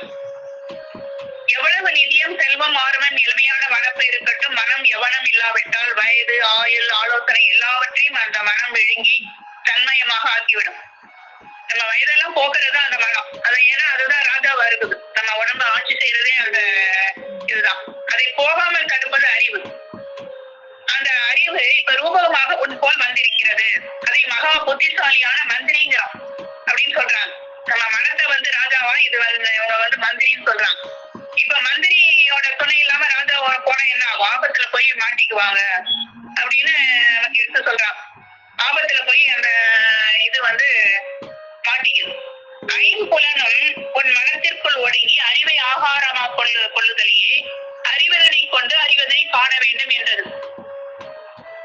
அதை விட்டுவிட்டு உன் மனம்தான் அங்கமிங்கும் அலைகிறதே. இங்குலாவு உண்மையை உண்மை என்று உன் மனம் வஞ்சகமின்றி கொள்ளும் போது செவிக்கு உணவு ஏறுகிறது. அது உன் அறிவையும் அந்த செவி உணவு தான் உன்னுடைய அறிவையும் மனத்தையும் செம்மைப்படுத்துகிறது அப்படிங்கிறாங்க. உறக்கம் என்னும் இடியை உன் தலையில் விழாதபடி சன்னம் சன்னமாக தடுக்கிறது. நாம் தான் அதில் போய் கூடிக்கொள்ள வேண்டும். அப்போதான் அறிவு அந்த உறக்கம் என்ற இடியை தடுக்கிறது அப்படின்னு சொல்றாங்க. அறிவு வந்து உலகத்துல வந்து சிறுத்து மனத்தின் பின்னாடி போயிட்டு இருக்குது. அப்படி போகாம அறிவை முன்னாடி மனத்தை வச்சு பின்னாடி வச்சு இது பண்றதுதான் நம்ம மெய்வழி. இது வரைக்கும் உலகத்துல வந்து மனத்தை முன்னாடி வச்சு இதை பின்னாடி வந்தாங்க. ஏன்னா விஞ்ஞானம் உலகத்துல ஃபுல்லா விஞ்ஞானம் தான் இருக்குது. விஞ்ஞானம் இங்க இல்ல. ஆனா நம்ம விஞ்ஞானத்துல என்ன பண்ணுவான்? மனத்தை முன்னாடி வச்சு அறிவை பின்னாடி நடப்பான். ஆனா நம்ம மெய்வழியில வந்து அறிவை முன்னாடி வச்சு அதனாலதான் நம்ம பேருக்கு முன்னாடி எல்லாம் நம்ம மெய்வழி சாலை அப்படின்னு நம்ம பேர் போட்டுக்கிறோம். வினைகள் பத்தி இதுல வந்து நல்வினை தீவினை அப்படின்னு சொல்றாங்க. நம்ம செஞ்ச போன இதுலயே வந்து நம்ம செஞ்ச வினைகளுக்கு தகுந்த மாதிரி நம்ம பிறக்கிறோம் அப்படின்னு அப்பா சொல்லிட்டு இருந்தாங்க. கர்ம வீணைக்கு பலியிடவோ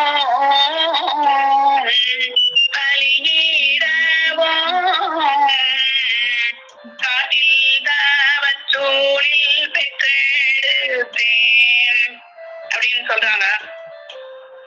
இதுக்காக ஆசார கண்ணிலையும் அந்த பாடலை வந்து சொல்றாங்க. அப்புறம் பூராங்கொடி பத்தி நம்ம தெய்வம் அவர்கள் வந்து முதல்ல பூராங்கொடி வந்து 1933 தான் சபையை ரிஜிஸ்டர் பண்ணிட்டு ராஜாசபீரத்துல, ஏன்னா அவன் நிறைய அங்க பல துன்பங்கள் பட்டதுனால ஓட்டு வீடு ஃபர்ஸ்ட் எடுத்து இது பண்றாங்க. அப்ப வந்து சுல்தான் லெப்பை காசிம் லெப்பை அவங்களோட வீட்டுல இருந்து மரம் எல்லாம் பனைமரத்தை வெட்டிட்டு வந்து அங்க ஓட்டு வீடு வந்து முதல்ல கட்டி ஆசிரமம் வந்து உண்டு பண்றாங்க. ஏன்னா அங்க வந்து ராஜகம்பீர இதெல்லாம் வந்து ரொம்ப கலகம் இருக்கக்கூடிய இதா மாறிடுச்சு. அப்ப ஒரு ஈச்ச மரத்துல ஒரு உருண்டை தேக்கு மரம் ஒண்ணு இது பண்ணி 64 அடி இருந்ததாம். அப்ப தையக்காரனை கூப்பிட்டு பூராங்கொடி ஒண்ணு அதையும் அவர்கள் வந்து எப்படி செய்யணும் அப்படின்னு சொல்லி அதுல வந்து 96 மணி அதுல வச்சு அது வந்து முதல்ல வந்து எப்ப 1933 குபேரானந்தர் இல்லத்துல வந்து சபையை வந்து ரிஜிஸ்டர் பண்றாங்க. அப்பதான் அந்த வந்து இந்த மாதிரி ஓட்டுல வந்து ஒரு ஆசிரமம் கட்டிட்டு அது 96 மணி கொடை சோழ அப்ப வந்து அந்த அன்னைக்கு வந்து கொடி ஏற்றுறாங்க. அப்ப அந்த ஞானசங்க அந்த பாடலையும் அப்ப ஏற்றிட்டாங்க. அப்பதான் அந்த இது வந்து படிச்ச அந்த இதெல்லாம் படிக்கிறாங்க.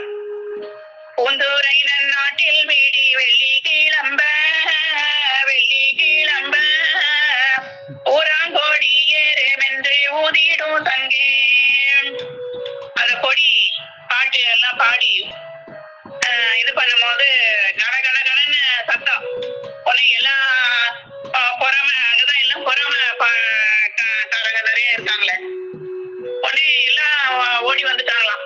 என்ன இப்படி எல்லாரும் இது பண்ற மாதிரி இப்படி கொடியெல்லாம் ஏத்துறீங்க அப்படின்னு நாட்டாமாக்காரங்க எல்லாம் ஏத்துட்டு வந்து ஆட்சேபித்துட்டாங்களாம்.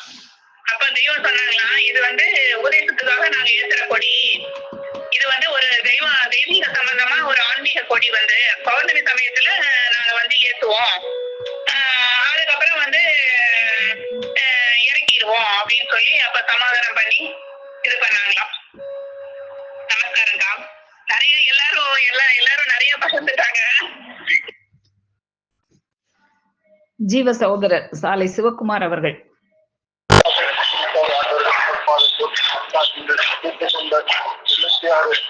விளையாட்டுகள் எப்படி நம்ம இருக்காங்க எல்லா ஒரு தெளிவா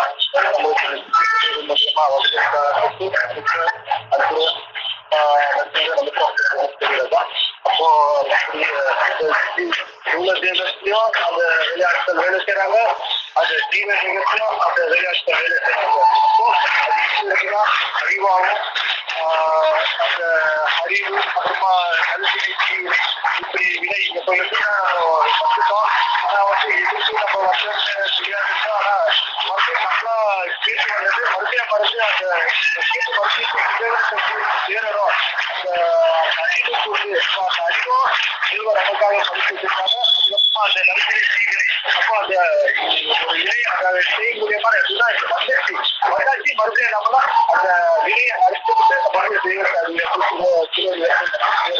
அப்போ அந்த சொல்லிட்டாரு அவங்க வேலையாட்கள் அந்த சொல்லிட்டாரு வேலையாட்கள் அப்பா ஒவ்வொன்றும் அந்த எடுத்து நம்மளுக்கு சொன்னாங்க. அது புரியுதா எழுதிதான் அது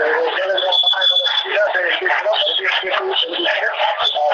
அப்போ வந்ததுலாம் இப்போ ஒரு கடமை இருக்குது. கடமைனா மறுபடியும்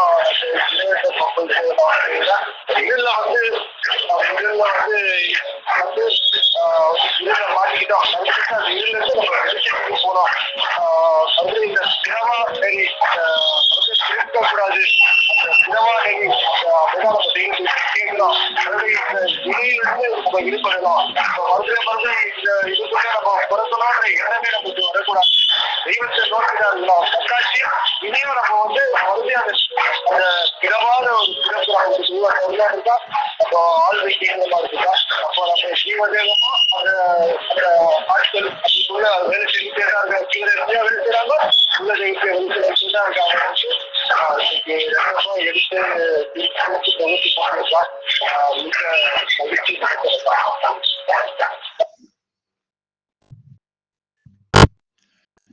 ஜீவ சகோதரர் சாலை கோகுல் அண்ணா அவர்கள். துணையாக காட்ட வேண்டும் அந்த தெய்வமே கொண்டார். 96 தத்துவங்கள் 26 வேலையாட்களை மிகவும் அருமையாக பதிவு செய்தார். பதி, பசு, பாசம், வாதம், பித்தம், கபம், 5 வகையான பூதங்கள், நிலம், நீர், ஆகாயம், காற்று மற்றும் செவி இருளிலிருந்து வெளிச்சத்திற்கு வருவதற்காக தான் மனிதன் படைத்தான். அவன் ஜீவலோகத்தில் சிவஜீவி மட்டமும் இதற்காகத்தான் கொடுக்கப்பட்டிருக்கிறதையும் எனக்காம். செவிக்கதில் சிறந்து ஜீவலோகம் இருக்கும். அப்பொழுதுதான் தெளிவு பிறக்கும். அக்கா, நீங்கள் தெய்வ துன்பியாகவும் நீங்கள் தங் அடிக்கவும் சௌந்தரிக்கா ஒளி எழுப்புவதாகவும் ஒரு 10லிருந்து 12 மணி வரை அடக்கி விட்டதக்கா. காப்பி கொண்டு வந்து கொடுத்தது கூட மறந்து விட்டு பூச்சி அடக்கி கொண்டு என்ன சொல்வதற்கு கூட தெரியவில்லைக்கா. அவ்வளவு அருமைக்கா, சிறப்புக்கா, மகிழ்ச்சிக்கா. தெய்வமே கொள்ளாதா. தெய்வ திருவாக்கியங்களால் சபையை அலங்கரித்த ஜீவ சகோதர சகோதரிகள் அனைவருக்கும் எனது அன்பான நன்றி கலந்த நமஸ்காரம்.